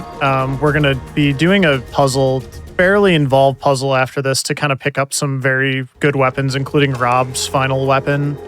But I just want to give a quick shout out to the actual golem NPCs in this area because they're some of the sweetest creatures to ever grace an RPG. They are so amazing. One of them wants you to find his little bird friends. And then the other one wants you to help find his golem friend who has wandered off. And they are just precious beans. We love them. That is very true. All right, so the thing about this is I go yellow, blue, red, and that actually progresses the path forward. But there's 4 chests down there, and I need 3 of them. So I'm actually going to do a separate little mini puzzle here where I go blue, yellow, blue. And that's going to let me get to the chests. And then I'm going to actually have to reverse it out so I can get back on my way with the main progression through this area. So there's blue, yellow, blue to get me through here down to the chest. It's not just 1 red chest. You get rewarded with 2 red chests. Yeah, as we all know, red chests are the best. So red chests are amazing. So the rune blade is the blade that Glenn is going to use, and then the Belit's bow is the bow that Rob is going to use once it gets upgraded. It's technically not as good of damage as his upgraded slingshot right now, if you can believe that. But yeah, so we use the slingshot until we get the upgrades on the Belit's bow. And then, like Blaze said, we have to basically reverse what we did to actually get out of this area. So all the gates should be down now, and we can move on to the next area. There we go. And now it's time to collect the birds I was mentioning a second ago. So you can kind of see the first one down there. Yeah. Just finding birds. Here's an example of you have to kind of sneak under an area to go get the bird. Yep. And if you go the wrong way, it's very easy to get encounters in this area too. Oh, I did that a little wrong. This path. There we go. This one you have to sneak down a different path, and then there's kind of a hidden path that you have to go down. I've done this 50 times at this point, and I still make little mistakes like that just because it's a tricky little area. I don't know what else to say. So all birds collected. Let's go talk to our golem friend. Not quite yet. We're going to rescue the other one's friend first because it's slightly more efficient to do it this way. So we're kind of like solving 2 puzzles at once, I guess. I got you. I always figured this golem was the bird golem, but it's the friend golem. I'm actually a little worried about this because those golems are going to get to go twice, and Rob's already down to 89 hit points. So I'm just going to play this safe and use this free ultra that I have from Glenn. I just want to make sure that they don't accidentally kill Rob here. Sure. That was a little weird. Looks good. Well, you had the ultra to use, so why not, right? Yeah. Yep. So that's the golem friend. That's the friend golem. Okay, Yep. I thought that was the bird golem. Nope, we saved the friend. And then the other friend was blocking this door, but now they're reunited and holding hands, so they moved down a little bit. Got to skip the cutscene and then hit the switch. That's the easy thing to miss in this area. You can skip the cutscene and run out of the room, and then it's like, oh, I forgot to do the actual important thing. And then this is the one who lost his birds, and he's going to go take care of them now so we can get the third one. He probably really likes Eggle, too. Can you imagine the look on his face when Eggle ran up and gave him 3 birds? Yeah, literally like the biggest bird he's ever seen. He was probably just like the happiest golem in the history of golems. Oh, I'm sure. He's like, can you go find 3 of you? Oh, do I hear Push the Orb? Yep. I hear Push the Orb coming up. Orb. Yep, one more orb puzzle. I've actually hit that blue square like so many times on accident on this one. Yeah. Because it's in a really awkward spot. You got this. Good job. Thanks. Yeah, this one's definitely the most complicated. Yep, you got it. Perfect.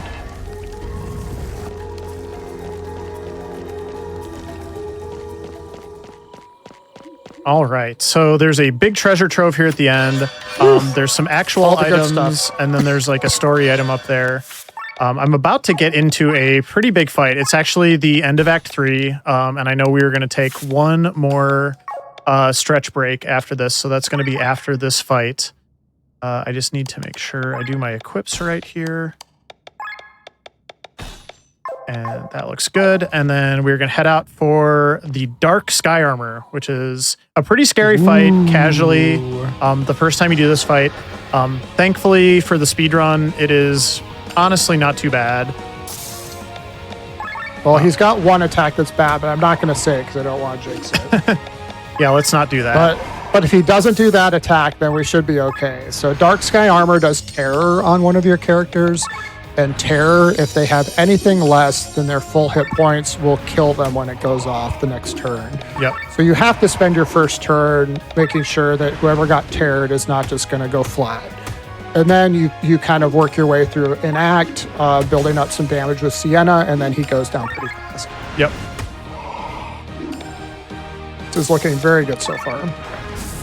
Just I like to double check what gear I'm in sometimes because I can make mistakes, and then if you gear around to 0, you feel just absolutely horrible. Yes, it happens, unfortunately. It does. This music just rules, by the way. Take in the Skyrim music for the boss fights if you haven't seen it before. Yes. Good fight. Thank Got him you. good. Yeah, I was just being a little careful there because you don't want that fight to go badly. So, but we got through it. This is the end of the ruins section and the Shambhala section, which is probably my favorite part of the run. So we will go ahead, and I'm going to go ahead and skip just a couple cutscenes so we get back to a good spot.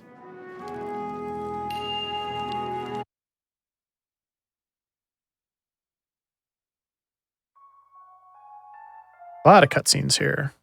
Yeah, there's like 4 or 5. Yep. All right, and I would say this would be a good time to go ahead and take that last stretch break. We'll just stay here with Amalia talking to Crest. This is perfect. Aww. Yep. All right, everybody. Like I've said earlier, we like to take breaks every hour or so just so we can get up, stretch, do all the things you need to do, get some water. Before we go to our break, just a quick reminder, your subs, Prime Gaming subs, gift subs, and bitch cheered on the GDQ Twitch channel do help support the Games Done Quick Hotfix.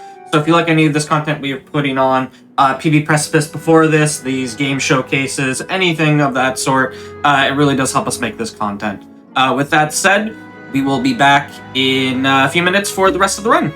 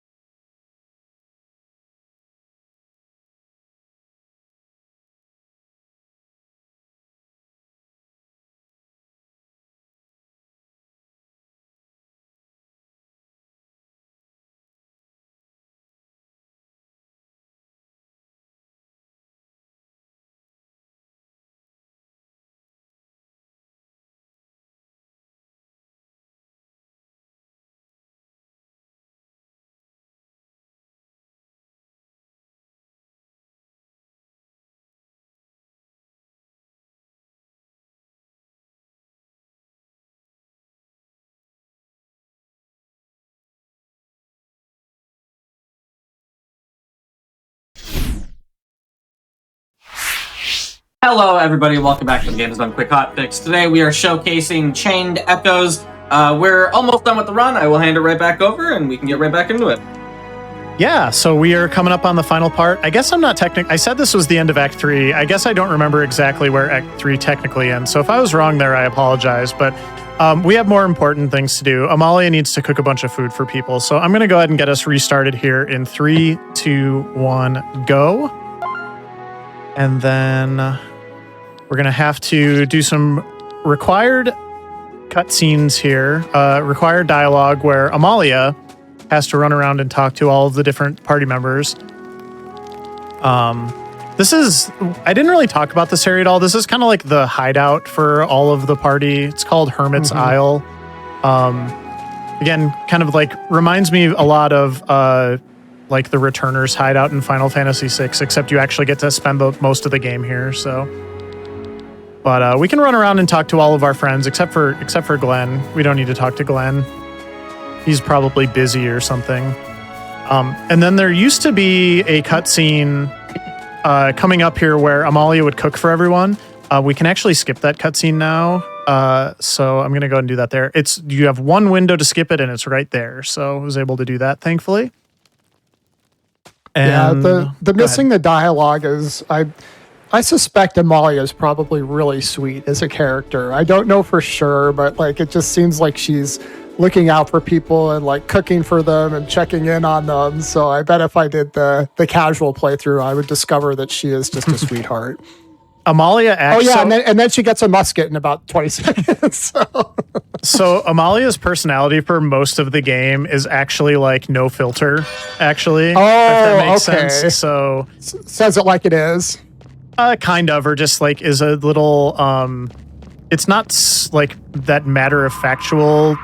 No filter. It's more just like I don't understand how the world works. Kind of. Sure. I don't want to say it in a way that is disparaging in any way, but yeah, it reminds me of other characters that I've seen in other games, and it's done pretty well. And she's got Crest, so you know. But Fair, can you kind of explain what's going on here? Because this is going to look very different, I think, to a lot of folks. Absolutely, yeah. So first of all, her sprite is also very cute with like the cape and the boots and stuff. I really like that. So we've got some unskippable cutscenes here, just so you're aware. Normally we're trying to skip the cutscenes, but we're not able to skip these ones. And we've gone to Reyna's grave.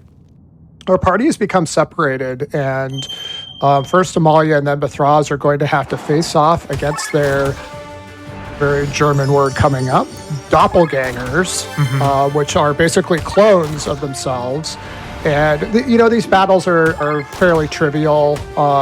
There's strats that are basically foolproof for them, and you can kill them without too much difficulty. Yeah, it's hold A. Yeah, exactly. It's make sure your stuff's equipped and hold A. So, and then we kind of move through these unskippable cutscenes. I don't know what's going on in them. It doesn't seem good. There's a lot of blood. There's a lot of people dying. There's knives. There's like ghoulish looking things. So yeah, I'm going to say probably not something that I want to be a part of, but there it's happening. I think that's little Amalia there, maybe. I don't even know. Yeah, so, I don't want to, I will not go into too much in the way of spoilers, but there's this other character here who just appeared. And basically what you need to know is Amalia and Bethraz have both had a run-in with this character. And it's essentially in the face of death, they will appear and offer you kind of like a devil's bargain. That ghoulish looking thing. Yep. Yeah. And both. Because there's Amalia. Amalia's still alive at the table there. I never even noticed that before. So. Yep. And both of them accepted the deal. So that is kind of their bond that they have. So then Bethraz is going to go through basically a clone of the area. He's going to grab his Opal Amulet, which is his upgrade, as you go into your menu. He's going to grab his Opal Amulet, which is his highest level weapon. So that is fantastic. Well, the highest that we're going to get, but yeah. Yeah. There's like relic weapons in this game that are very high upgradable weapons, like legendary weapons, but we don't do that for the speedrun. But yeah, and then he's going to face his doppel as well, and his doppelganger is going to cast some spells on him, and Bethraz is going to maybe not mess around with the spells so much.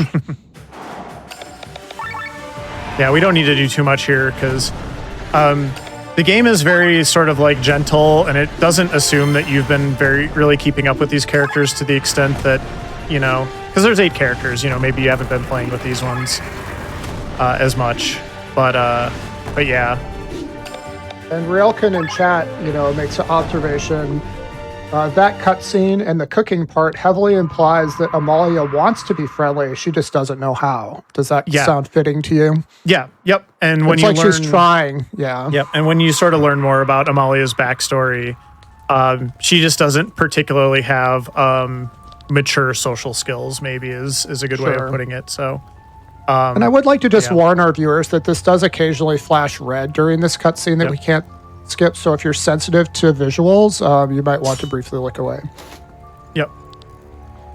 This is a very and it's also sad. So if you don't like sad things, you might want to look away too. Yeah. So I'll just be looking away for a while.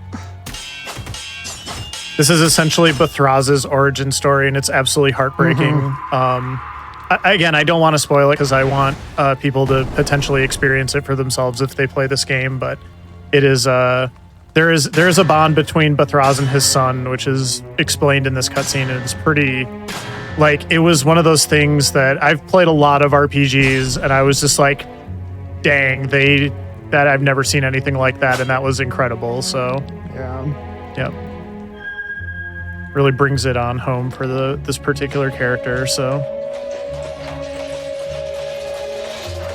Yeah, long cutscene. Obviously, we'll get back to the action here. This is probably the longest sequence without a lot going on in the speedrun. So, Tumultac13 in chat also adds Amalia is 14 years old in this game, so that also gives us a little bit of insight. She's kind of a teenager too. She's okay, that's not fair. A grown adult. Yeah, I'm gonna give Amalia a pass and then some. And Amalia gets more than a pass because did you see that Cress has a cute little scarf on? Oh, Amalia's got a. Oh my gosh, she's not just stylish for herself, but she's stylish for Cress. So. All right. So what's going to happen now is Amalia and Bathraz have done their 2 sort of doppelgangers, and we have to fight a wall. Gee, I can't think of an RPG where I've ever fought a wall before. That never happens in RPGs. That never happens in RPGs. Yeah, no, fighting a wall? No, of course not. So we're getting our party set up. Lenny, we have to do some upgrades because we've been neglecting her a little bit. And then again, this one goes pretty quickly. Very rarely he can do some nasty stuff, but generally speaking, we should just roll through this. Yeah, this fight's kind of fun depending on how it goes. We'll see what we get. So I'm just trying to make sure I do my skill ups correctly here because there's a lot going on for a lot of characters that I haven't paid much attention to in a while. So exactly. Okay. Yep, I think we're good. So there's our wall.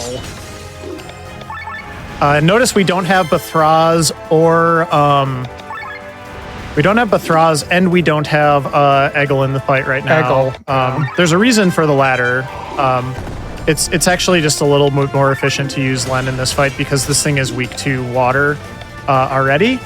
So we'll be able to do tons and tons of damage just with Profundo, and then Len's got her nice set of abilities here as well.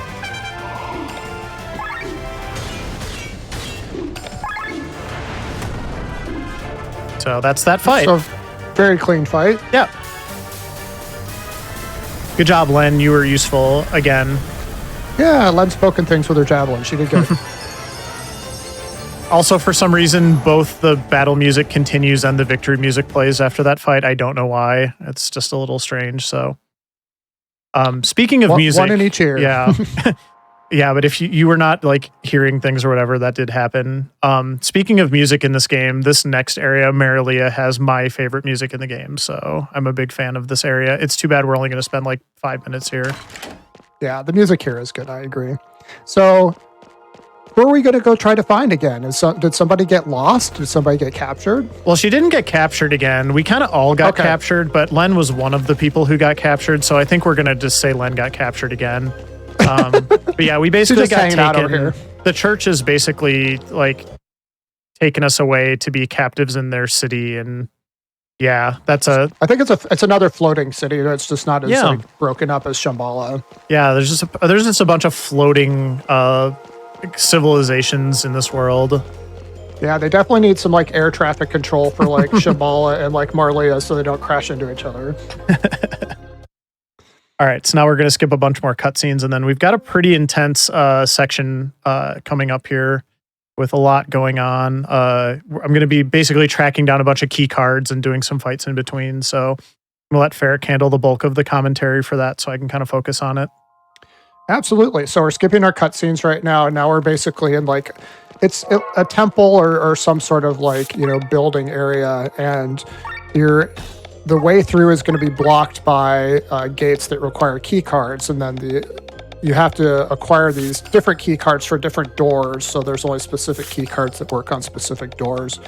And all the while you're running through there, of course, there's these encounters, but we should be able just to go back to our standard of Egil doing his Wind Gust, Bathraz doing Draw Iron, Victor doing Poetic March, and then Rob charging and dealing massive damage to everything.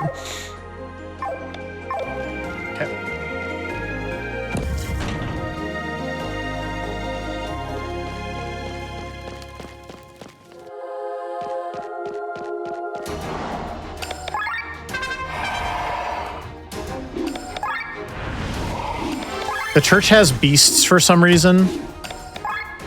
Yeah, these are very interesting monsters, and it doesn't happen very often, but if you, there's beasts with tamers. So the tamers are the human, and then the beast is the beast. And if for some reason you kill the tamer before you kill the beast actually will power up, and they become much more difficult. It doesn't happen too much in the speedrun, but I have seen it before, and it was very unexpected. This is another area that is just very difficult to navigate to. Yeah, the routing, again, it takes some time to learn. It's very sort of maze-like. There's going up levels, going down levels, finding the correct key card to open the correct door. There's a cutscene there. And then, yep, we went to the left, we go straight, yep, and then up. And so again, there's 2 tamers and 2 beasts, so we should be able to kill them in one fell shot. I believe Rob has a human killer ability.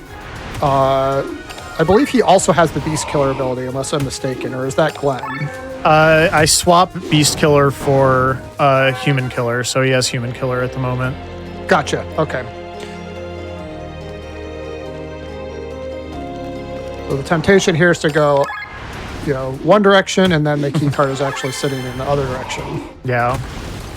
There's a lot of optional stuff here too, and obviously we're just trying to find the fastest way from point A to point B, so.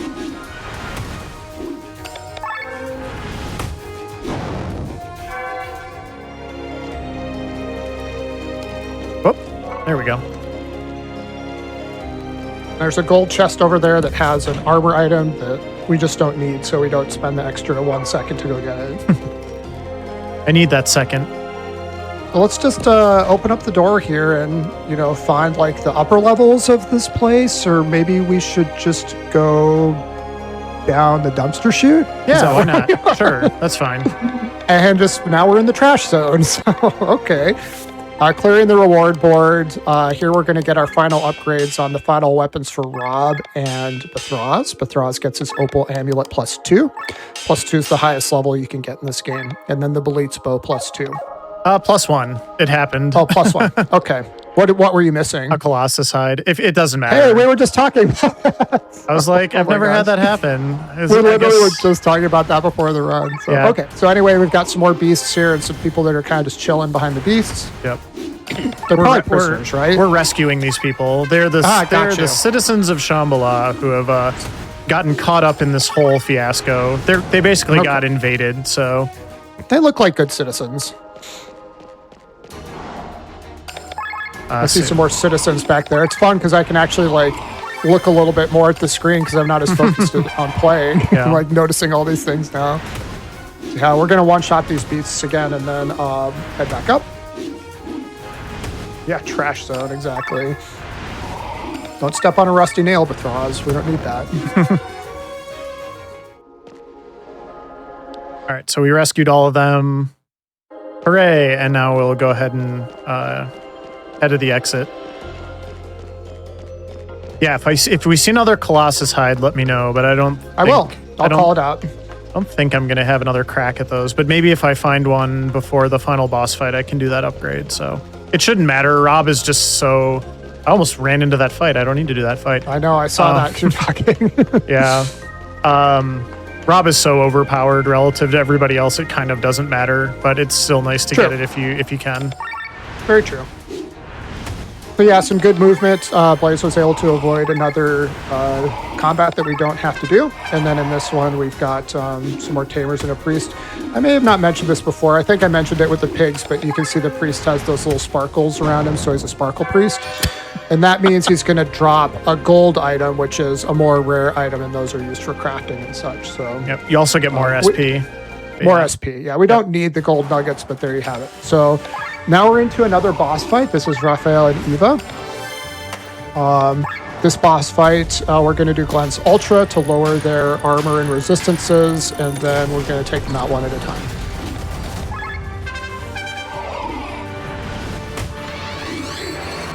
Hopefully I can one-shot. Not sure. Oh, yep, I crit, so that worked.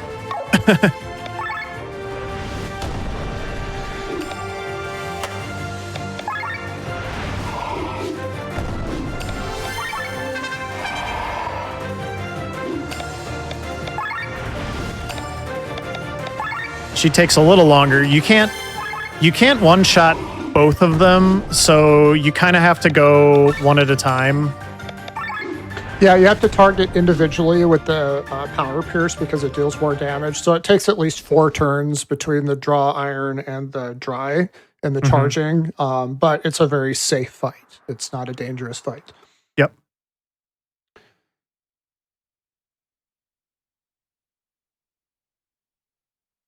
All right, so after this fight, we're skipping all the cutscenes, but basically Glenn is, for whatever reason, I think this is technically the end of Act 3, but it's fine. There's a map, probably. There's not too much left of the run at this point. Glenn has basically fallen into, I guess we'll call it like a coma, and we are going to go inside Glenn's mind. Ooh. Sounds pretty cool. So this is very similar to that other person's mind. Who was that anyway? Was that a character? I don't even know. So that's right. Blaze is going to have to focus here because this is a puzzle, and as games are, this puzzle is more difficult than the first one. You have 3 items that you're going to move around, but you have to move them around in a much more complex fashion than we did before. And there's going to be some combat and avoiding combat as well to get through this area. Combat of the mind. So dreaming about a beach, we got the beach moved and we have to fight some eyes here. Eyes generally aren't a problem, but they can be rude, so we'll see what happens.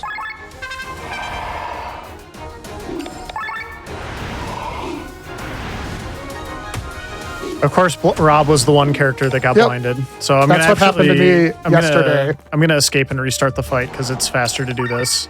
So there's a chance that they can do that attack that blinds your characters, and for some reason Rob just likes to get blinded. It hits him frequently, but they don't really do it that often, except they just did it again. Except they just did it twice in a row.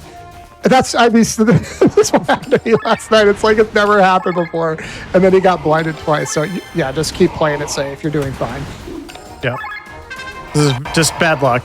You just have to cycle through it and just, please do not blind anybody again. Thank you. Okay. He will, so he will miss. You got away with 2. Yeah. It's one of those things. They'll just do it a certain number of times, and all you can do is back out. So if you're going for your PB or your world record, you're just like, rip. Yeah, pretty much. How tough am I in the chat? Oh, glitchless? Cool. Yeah, this is a glitchless song. We really enjoy the glitchless speedruns. So we're definitely enjoying this one, and it's a long haul. Yeah, this game has a great glitchless run. So running around, and this, just for clarification, this is not pushy the orb. This is touchy the orb. There are definitely orbs here. Everybody in chat, we have more orbs, but this is touchy the orb, not pushy the orb.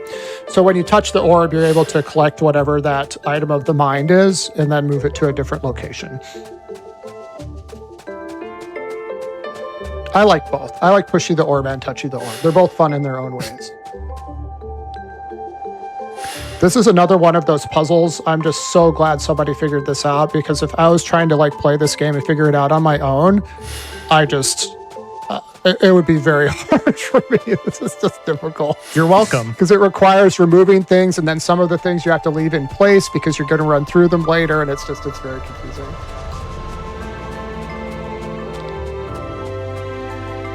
All right, this is kind of like the halfway point. We have to wait for Rob to say things. Yeah, Rob's helping. Sure he is. Little trip to the beach. Raketha, when he says he will miss, it's literal. Blind is 100% miss rate. That's correct. So there are ways to cure blind. There's items that will cure blind, and I don't think there's... Wait. Yeah, there's Hold on. abilities also that will cure blind because they remove status effects. But we generally don't equip those in this game, so it's faster just to run away from the fight. Run away is 100%. You don't get a roll like you do in some Final Fantasy games. You just can run away and then just reset and hope you don't get the bad RNG again.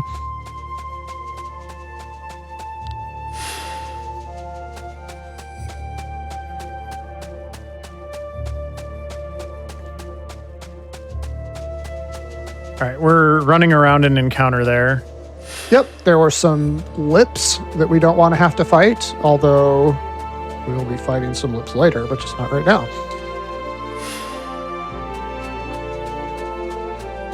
Blaze's gears are churning as he's trying to make sure he does this puzzle correctly. Even with notes, like this is a challenging puzzle. I'm not kidding. Like to do everything correctly it's tough. So There's a few more people watching me than are normally watching me too while I'm doing this. So. absolutely, no, you're doing great. So if you hug the wall there, you do not have to do that encounter. It's very touchy. If you actually just run straight up, you will hit it every time. And if you kind of run to the northwest and kind of push your character against the wall, you won't. So that's really useful. Oh, thank goodness the puzzle's over. Yeah, the puzzle is hard. All my neurons have to fire for the puzzle. Forgot what screen I was on. Either's There we fine go. because you would have got the nose. So Yep. So now he's collecting. Well, that's not creepy or anything. He's collecting eyeballs, a nose. Okay. Wonder what could be next. Eyebrows, ears. Oh, a mouth. Okay. Get ready for the worst pun in the entire game, by the way. Oh, I love it. I love it. This is great. Are you guys ready for this? What is it going to become? It's a moth. No, it's not just a moth. It's a behemoth. And it immediately put Rob to sleep. Okay, this is going to be interesting. You got this. I'm already in scramble mode. All right. Let me think here. I'll let you focus. Yeah. This is very atypical. Oh, that's just him. That's right.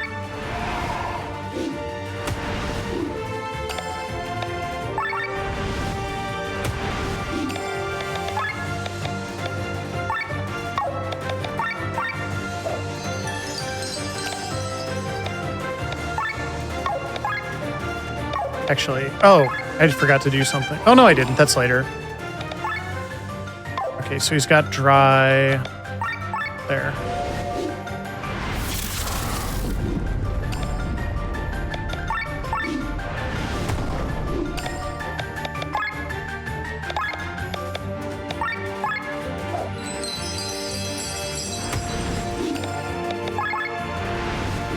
All right. I think I kind of got this back on track now. That was very odd how he started that fight. Yeah, no, you're doing great. And I will say, one of the things that I love about this run and that I love about the bosses in the combat is a lot of times you just don't know what you're going to get and you do have to improvise, or they will do their ability that's like a 10% chance of them doing that ability, and it's just going to kind of like mess up your plans, and you have to be able to think on your feet.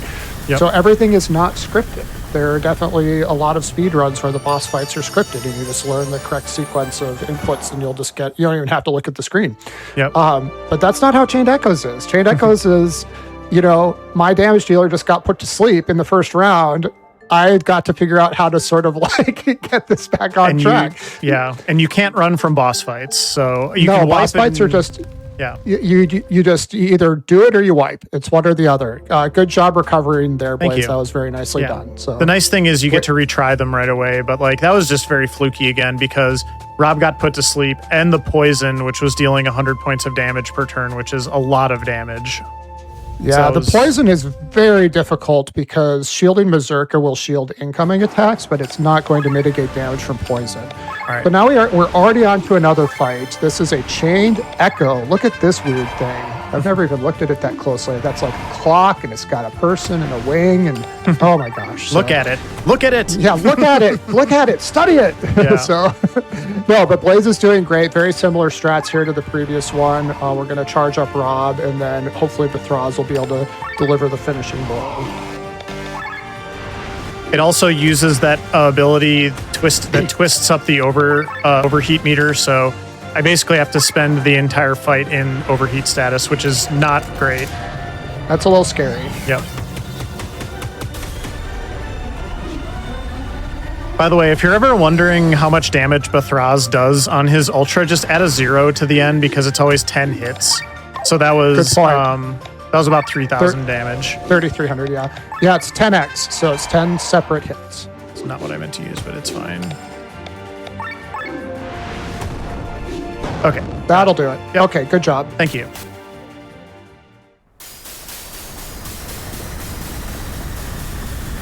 Romuler1 in chat, can you please tell me the most efficient team? It's a little more difficult than that because there's different teams for different areas. So if you are interested in speedrunning this game, I would suggest going to the Chained Echoes Discord, and there is a guide that you can use to help you. So now we're back in Hermit's Cove. We're going Hermit's to Isle. quickly leave. Yep. Hermit's Isle. Mm-hmm. It looked cove-like. It's definitely got a cove. We're seeing an area I've never been to before up at the top of the house with some sort of octopus. And then we're going to the tower. So the tower will be a lot of sky armor work and a collecting of sky armor equipment. You know, Ferric, one of these times when you're practicing and you have a run that's maybe not going super well, you know, you should just go check out what's up with that octopus. I think you'd Just have a go good check time. out the octopus and just be like, what's going on with the octopus? But then I'll come back and say, oh, I got some new speedrun strats. You got to go to the octopus. That's where it's at. Yeah. All right, this is a very hard area to navigate correctly because there's just rubble everywhere. Like 2 hours ago, you may have remembered me saying that movement is pretty critical in this game. And moving with the characters when they're on the ground is almost like a racing game. When you're in the sky armor, it's kind of like a racing game, but you're like in a monster truck because the sky armor is so big that it sticks to everything. And the collision in this game is very sticky. Like, you don't slide off of it. So if you bump into boxes or corners, it likes to stop your character. So it's a very easy way to lose a lot of time if you're not doing correct routing and correct movement. At least in this particular place, the tower, the halls are pretty wide. Yep. So we're going to collect 2 more boxes to collect some more gear. One now, one later. Very good movement through there. I kind of just jiggle it like that. Mm-hmm. Got to jiggle the handle on your sky armor. Just jiggle the handle on that mech a little bit. Oh, it actually locked up on me there because of the cutscene. We haven't had that happen yet. That does happen sometimes. Yeah, it gave you the escape, so that was good. Yeah, well, it just won't let you continue to input commands every once in a while when you're doing a fight if you enter it while there's a dialogue going on. Yep, and it's pretty rare, but it does happen in multiple spots in the game. So. Yep.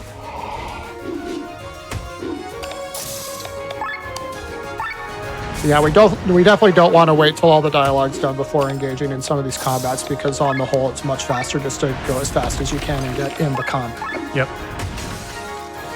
So these are those Baki warriors again. We just have to be careful that they don't do the counter stance because that's slow and deals a lot of damage. But otherwise, we should be able to clean them up pretty easily.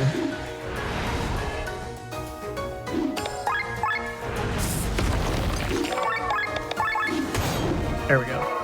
Good finish, and there's one more level to this area.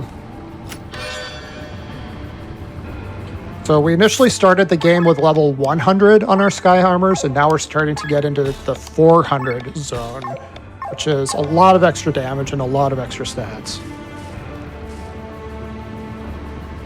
Oh, this is the one where it's right there. These Yep. floors north, are like southeast, inverted versions of each other.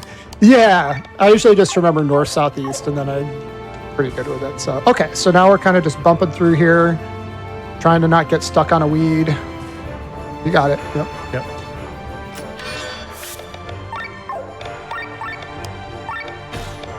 Nope. There we go. And if you've ever speedrun an RPG before, you would realize, and I'm sure you do, menuing is a skill. Like, the more of these types of games you run that have a lot of menuing, the faster you get at menuing.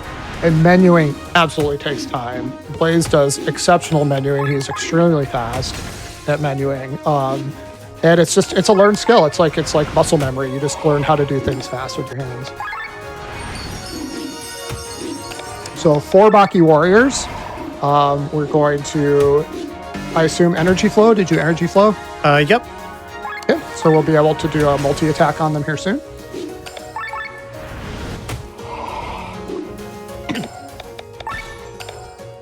So, important question from Wild Accusations. I know this is a dumb question. No, there are no dumb questions, but why do giant mechs need capes? That's a very dumb question, actually. No, I'm kidding. It's for style points, of course. Like, they look great. Like, the mech would not look as cool if it didn't have the cool cape on. What are even the Baki though? Like, can we talk about that? I don't even know. We would have to get deep into the lore for that. But yeah, capes are absolutely style points. You put a cape on anything, it's going to get style points. Heck, you put a cape on the Aurora, it would probably look better. All right. So now we're heading into another boss fight. I'm going to explain this one because this requires some attention by Blaze. This is Maria. Do you want me to sing the Maria song? No. You probably don't. But anyway, Maria can be a bit of a difficult fight. She's got 2 Valkyries that produce shields, which are basically mirror images. She also produces mirror images on herself, and you have to knock off her mirror images before you can actually deal damage to her. I got the really good turn order, by the way. Yep. So sometimes, if you're lucky and get the good RNG, you can get a fantastic turn order where you can actually take the shields down, the mirror images, without them getting repopulated and deal a lot of damage to her. So this fight is actually going to be over very quickly, and this is about the fastest a Maria fight can go. I'll have to slog through a little bit more here, but yeah. Gosh, this boss, if you get the wrong turn order on this or a difficult turn order, it takes a while because you have to get those shields down, and there's only so many things that can get those shields down. Yep. Made one little mistake there, but it's going to be fine. Yeah, but that's minor. This is a very straightforward. You're doing fine. So Yoshi66 in chat. Oh boy, here comes the boss that appears in my nightmares. Yeah, this one from the speedrun took a lot of work. I'm very happy with the strats that I have right now, but boy, that boss just used to take so much time. There's basically 2 strats. There's like fast Maria and slow Maria. So Blaze kind of got fast Maria there, which is really nice because you can just knock her out really quickly. Slow Maria, you have to be much more careful, take out the Valkyries, do different sorts of attacks. Yeah, it's completely dependent on your turn order too. Yes. So now we're heading to a different octopus area, not the North Octopus area. This is the South Octopus appearing area. Immediately into another boss fight that looks like who? Kulaks. I don't know if you know that reference. Well, it's for the chat. So what's it? What is Kulaks referred to? Anybody from the chat know who this is? I'll let chat talk. I need to focus. Yeah.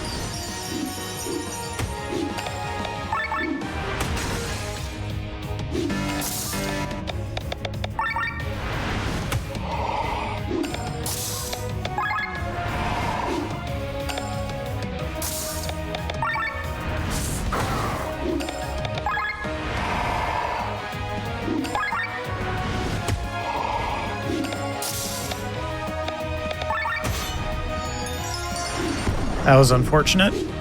Yeah. You got this.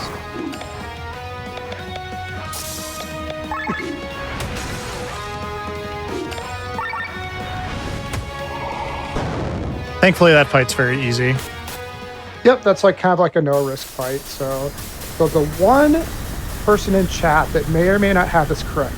Technomagus says Kulix is the bonus boss from SMRPG. Is that correct? That is correct, yes. Very good.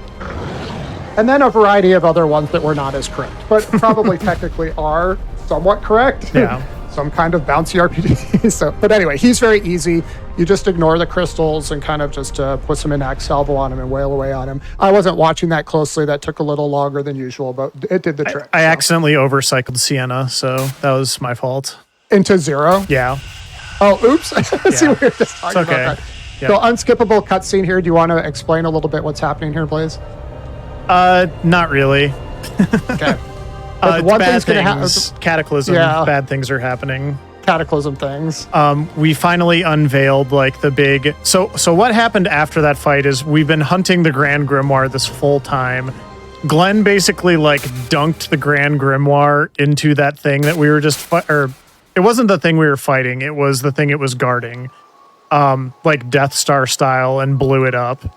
So the Grand Grimoire, I believe, is gone now. And then the kind of puppet masters from this other, I don't know if they're from another dimension or if they're like minor gods or like what the deal is, but they're called the Vane. And the Vane finally like showed themselves and they're like, hey, stop mucking around in our plans. Like, you know, measly mortals, like we got this.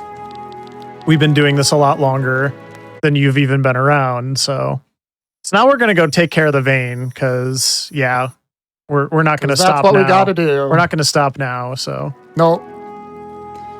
So we're back at the Hermit's Island. Did I get that right? No, but that's Is it fine. an island? Yeah. I'm just messing with you. I know so you now are. now we're in the city of Nissa right now, which is the underground city that we basically unlocked like 2 hours ago, but now we can actually go explore it. And this is more or less the end zone. This is the last large area that we have to explore before we're going to head to the final boss. We're going to grab one more Sky Armor upgrade for Sienna so that she is absolutely maxed out on her Ether Cannon. Ether Cannon 500. I don't think it gets higher than that. If anybody's done the complete playthrough, if there is a weapon that is higher than a 500 in chat, please let me know, but I think 500 is the highest you get. Doing a little bit of leveling here as we get our characters ready for the final fight. When we do this leveling, we're actually unlocking the final tier of abilities. And there are some abilities that we're going to need to be able to pull off the one-shot on the final boss. So that's what we're going to be aiming for. Everybody's just getting some basic stat ups.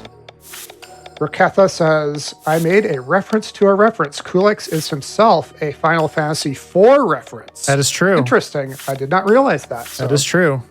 So Raketha also gets a gold star for knowing who that was.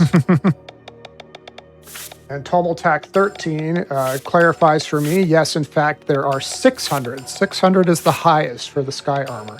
So the highest we get in this particular run is 500. This is basically my last major menu until right before the final boss, so.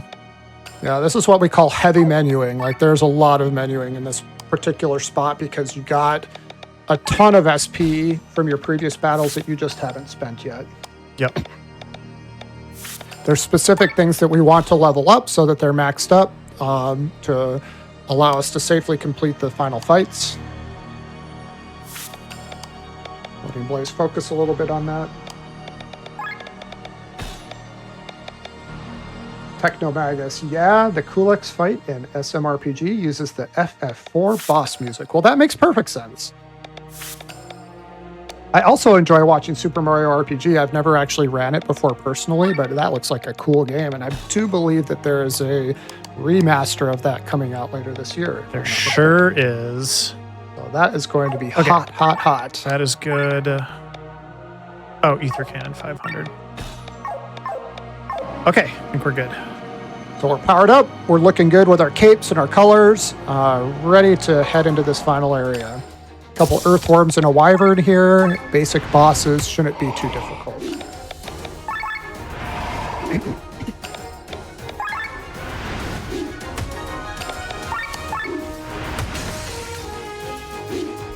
We have a very good weakness, you know, matching with basically everything now too. Yes.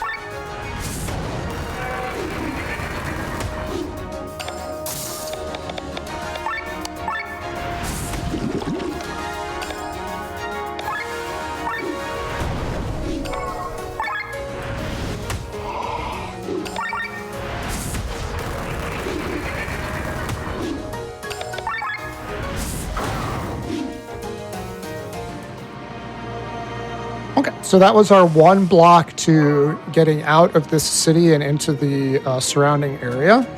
So no sky armor in this area. We've got our party back, and these are not just pig ears, they are purple pig ears, which is a more difficult version of pig ear, but Rob should be able to take care of them in short order. They're grape flavored. They're grape flavored, exactly. So these pig ears actually do that death stagger that I was telling you about before. They can stagger you and kill you on the next turn. So let's not give them any turns. Don't remind them. We have to Gonna do take a one little more dunk. fight. Yeah. Eggo looking so cute when his little head's just poking up out of the water. I love that.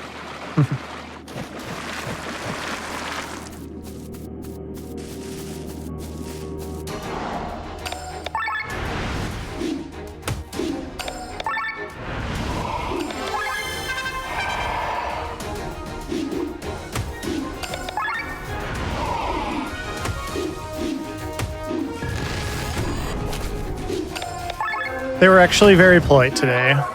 They were. Thank you for being polite. So we'll have a quick cutscene here that we skip, and then we're going to zip back into town, and we're going to start collecting some keys so that we can actually access areas to get into the final area. One little bit of speed tech in this next area. I'm very proud of all the little bits of speed tech that are in this Yeah. glitchless run. So if you get too close to the dialogue that starts here, the game will actually not let you get out of your sky armor. So I need to sneak through here anyway, and my sky armor doesn't fit back here. So it's counterintuitive, but I actually get out of my sky armor before I hit that dialogue so that I can get into this house sooner than if I had to wait for the dialogue to finish. Yeah, and that's not an insignificant time save. We're probably talking about at least 10 seconds. Because the dialogue is long, and you're just sitting there twiddling your thumbs in your sky armor until you can get out. If your sky armor had thumbs, they would be twiddling. Yes, exactly. I'm not sure. I can't quite tell from the graphic, but yeah. So we got the knightly sword and we got plot armor, which are your highest level. Again, not relic level, but highest level weapons and armor that we're going to use for this run. We're going to see some familiar faces in this warehouse waiting for us.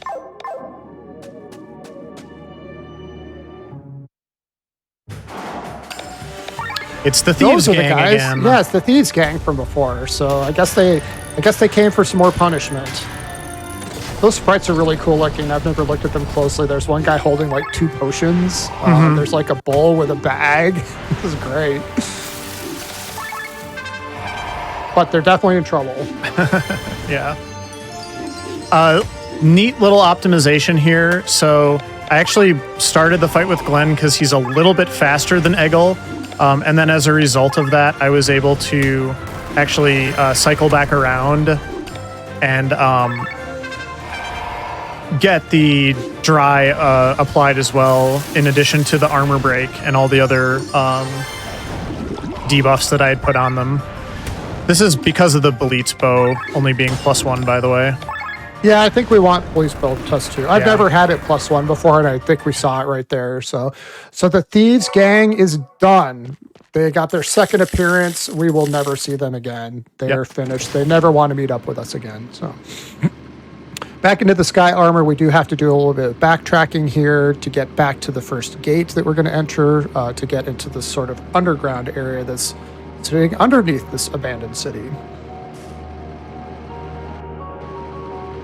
So again, very good movement. The movement is tricky in the sky armor, particularly through that area because there's a lot of boxes and things that you can stick on.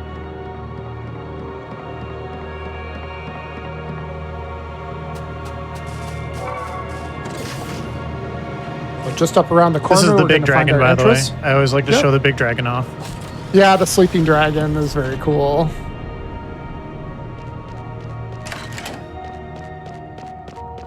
Not required to finish the speedrun, thank goodness. That would take a lot more than we have right now. It is an optional super boss. Yes. So that's a different frame that Sierra can put on that's going to make her a little bit more powerful because one of the chain of 3 final bosses is a sky armor battle. Yep. And there's actually one before that too. Yeah, a lot of big boss rush coming up here, basically. Big boss rush. This is Wiederganger. That's my best German. If he's friendly, then not too bad. And if he wants to be difficult, then you're gonna have to juggle some strats here. So let's see what happens. That was Everything's pretty much pretty perfect. good so far. Yeah. Well, he stabbed Glenn 3 Everything's- times, and then I subbed Glenn out. So Yeah, exactly. It's like, bye, Glenn. Yeah. We don't need you anymore. yeah, that went just That works for fine. me. Yeah. So I feel like Wiederganger is in trouble here.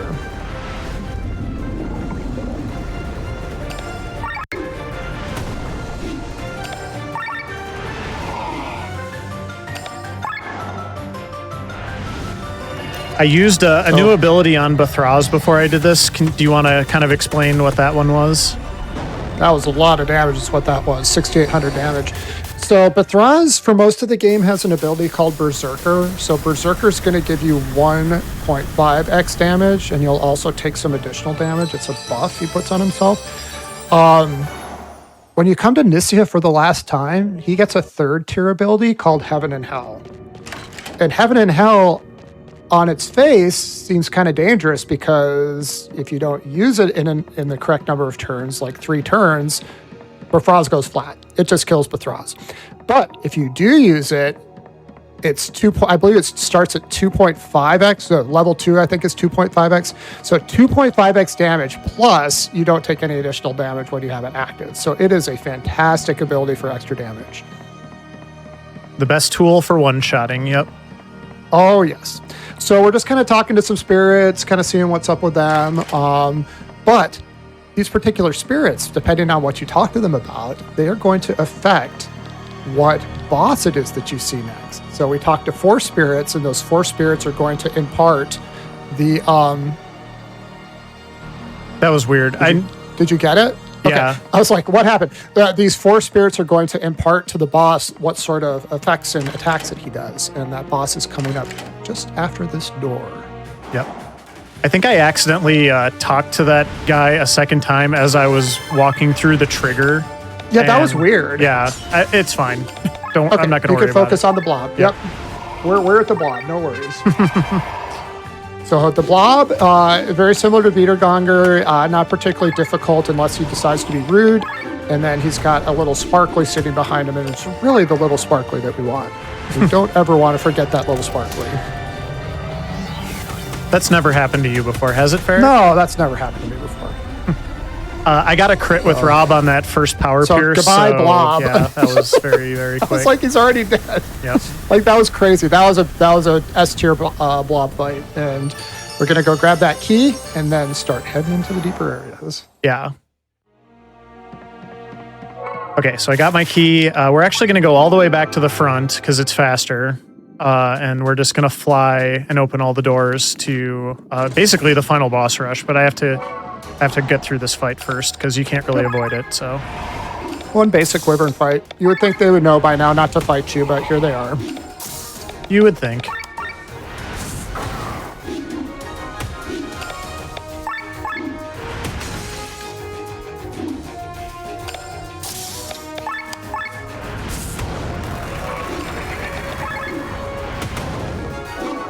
Done. Very nicely done. Okay, so we're going to open a bunch of gates, do a bunch of movement, and that will take us to... it's kind of like a boss rush, like you said. There's going to be another boss, and then that will take us to the final area. Yep. Closing my in on the end understanding is- here. Yeah, so my understanding is these particular areas, if you want to get additional upgrades or get information on how to do your highest level weapons and things like that, these are the areas where you would do that. So this is Wyatt. We're going to do a lot of the same strats that we've been doing on most of the bosses in the Sky Armor, I would say.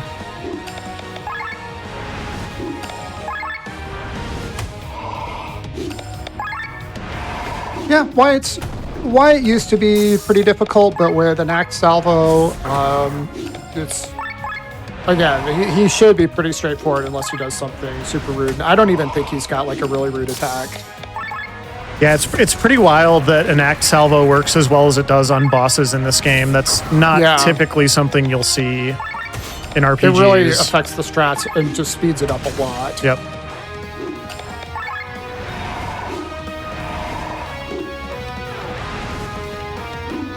orb. Yeah, he's got an Everybody orb got too. orbs in this game. This should do it. Yep. Nicely done. Thank you. Yeah, You only these got to fights poke are you all with that going. big spear a couple times, so Yeah. These fights are all going very much according to script now, which is Yeah. nice. I had a little. I love how you made that stumble little there. movement to grab the collectible, even though like we don't need collectibles anymore. You never It's just know. like instinct.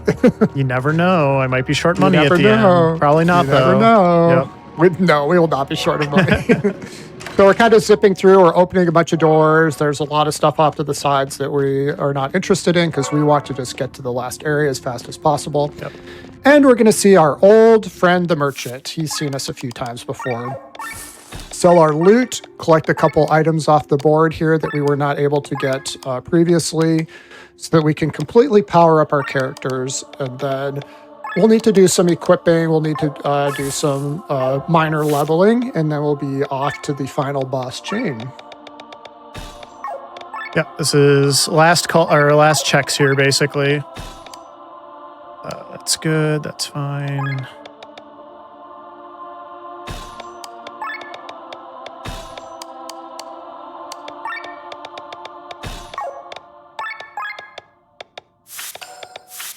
Basically, just learning letting- my last skills. So Yeah, just having some quiet so you can focus for a moment because you want to make sure that's right. Yep.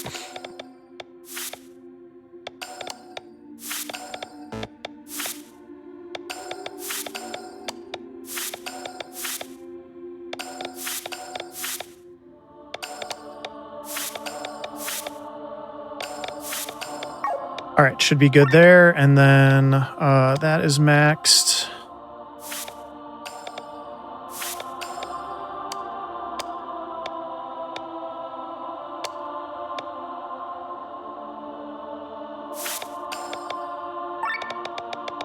SOS magic up is set.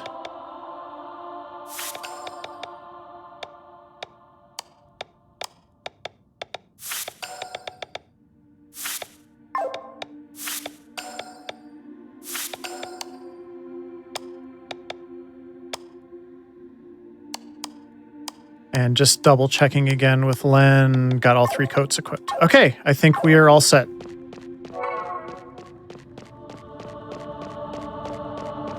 Oh, I didn't equip Victor's weapon, actually. There we go.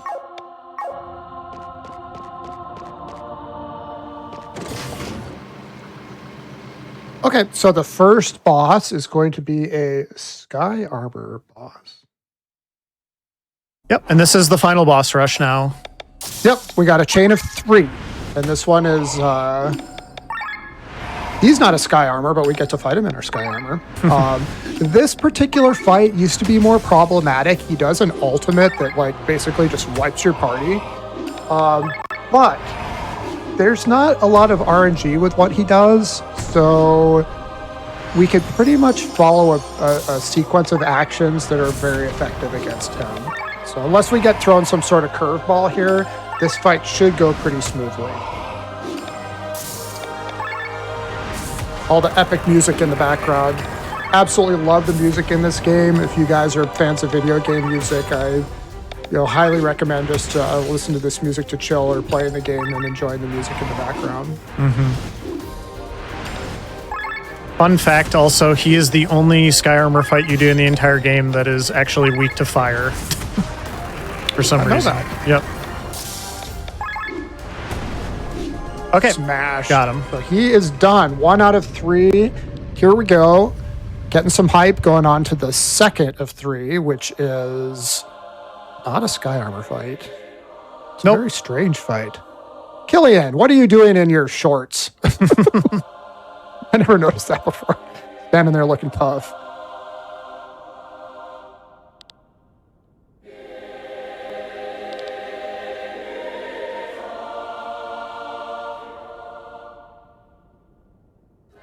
So this is a very wacky looking boss here. We got some spinny stuff underneath us, and then what on earth is going to emerge? Again, the FF6 vibes are so strong with this boss. Yeah, exactly. It's just this like amalgamation of things. Yep. FF5 a Great. little bit as well. But yeah. Yeah, I love it. Very cool. And just again, the incredible pixel art. So, all right. It's go time on this guy. Blaze has got to focus. He's got some specific things to do, but his order looks very good. So this is actually four targets. It's not just one target. So we're going to keep that in mind as we move forward with our attacks. Yeah, I got a very good turn order here. And they didn't do anything too mean, so that's good. Nope. That all looked very polite. Thank you. Thank you. I think this is called the Alfred engine. Thank you for that. Very good damage there. We've already taken down one of them. Boom, taken down another one with Bethra's Light Claymore. So we've got 2 to go. Usually it's that shield warrior in the front that is the last to go. And I'm definitely liking how this fight is going so far. Swapping in Glenn for some cross slash, which is high point damage. And if we take out this shield tank in the front, we are done. That is 2 of 3. And we're on to the final fight. Vayne. Blaze is going to definitely need some focus on this one. Yes. So we mentioned earlier that you can actually one-shot this boss. So I'm going to be trying to pull that off. I used water first. Okay, that is not what I normally do, so I'm going to have to pay attention for that. You can go ahead and narrate, though, Ferric. It's fine. So Vayne has some scripted moves. At the very beginning, he does that Bing Bang, which is going to take all your characters down to 1 hit point. Then, basically, what you want to do is you have to have a sequence of events that is going to maximize the amount of elemental debuffs on Vayne, have armor break on him from Glenn, which is going to reduce his mind and his armor. You're going to be buffing Bethraz with Heaven and Hell. And then you're going to have Victor do a buff on the party to buff Bethraz. And then with Bethraz's ultimate, he should be able to shoot Vayne and deal enough damage to finish him off. So everything is very tricky in terms of the sequencing. You have to make sure things don't fall off characters. You have to make sure that the debuffs stay on Vayne. But if you do it right, you can deal just enough damage to kill him in one shot. If you don't kill him in one shot, he does all sorts of other iterations and things, different types of typical endgame boss stuff. And he's still killable with your party as it stands because your party is very powerful, but it's just going to take some more time. Okay. So right now Blaze is checking to make sure everything's looking good. He's putting some debuffs on Vayne. Just making sure I do this right. This is very precise. It's a very difficult one shot, and it takes a lot of stuff done in a correct order and then checks to make sure that it is done correctly. And in addition to that, Vayne can also cast things on himself that make it even more difficult, so we're going to hope that does not happen. I think I'm good. I was a little worried armor break was going to wear off. Let's see what happens. When we see the damage, we'll see what happens. All right. So 5,000 damage time is more up. Than enough. 3,400 usually does the trick, so that's time. Yep. Yeah, I was a little worried about armor break falling off because Glenn died and I had to spend an extra turn. And that would have been especially problematic because I would have had to bring Glenn back in an attack and he might have knocked off something else inadvertently. So, but hey, we made it and we got through the run. That was Chained Echoes, any percent glitchless, everybody. Yeah, not every day you get to see a one shot on the final boss in a glitchless speedrun.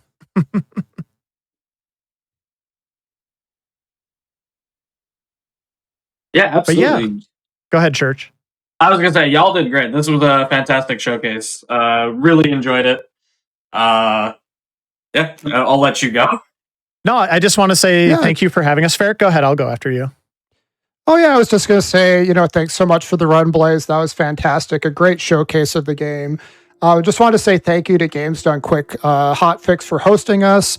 It's really fun to be able to show this game off that we're passionate about. Thank you to everybody in chat and for all the people that support this channel. You guys are the ones that make us want to do this. We want to have an audience, and having a place to show these games off is just wonderful. So I hope everybody enjoyed spending a little bit of their Sunday with us. And for those of you that have tomorrow off, please enjoy the day off too. Yep. And I just want to say thank you, Ferric, for the fantastic commentary, as well as GDQ for hosting the run again. This is my third time being on the GDQ Hotfix, and it's always just such an honor, and I really appreciate the opportunity to show off a game that really, for me, is one of the best games I've played in quite a long time. So, and yeah, it's a fantastic glitchless speedrun. If you like that kind of thing, there's also a couple of really cool glitched varieties. We have an all bosses category. We have a 100% category for this game as well. So it is a very fun, if small, speedrun community. We would love to have more people running this game. So if this looked fun to you, please check it out. You can, I don't know if, I hope one of the mods from the Chained Echoes Discord has maybe been able to share a link or something like that. If not, just go ahead and, you can DM me or something like that. And I would be happy to point you in the right direction.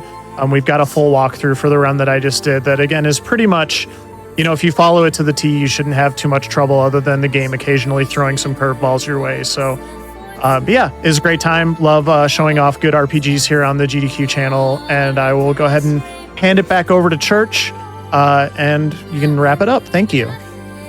Yeah, I just want to say, again, a big thank you to both of you. You did a great job. I really enjoyed this run. And it's awesome to have people who are so passionate about their games, be on and showcase the game. So y'all did a great job. Thank you so much. With that said, we don't have another game for you tonight. This is the end of the show. We are going to be taking a break tomorrow, but we will be coming back Tuesday. We will have random number generation and time capsule starting at 7 p.m. Eastern. With that said, we're going to take a quick break while we look for somebody to raid. If you wouldn't mind just sticking around so we can cheer somebody else on doing some speedruns, that would be awesome. Yeah. Have a great night, folks. Bye.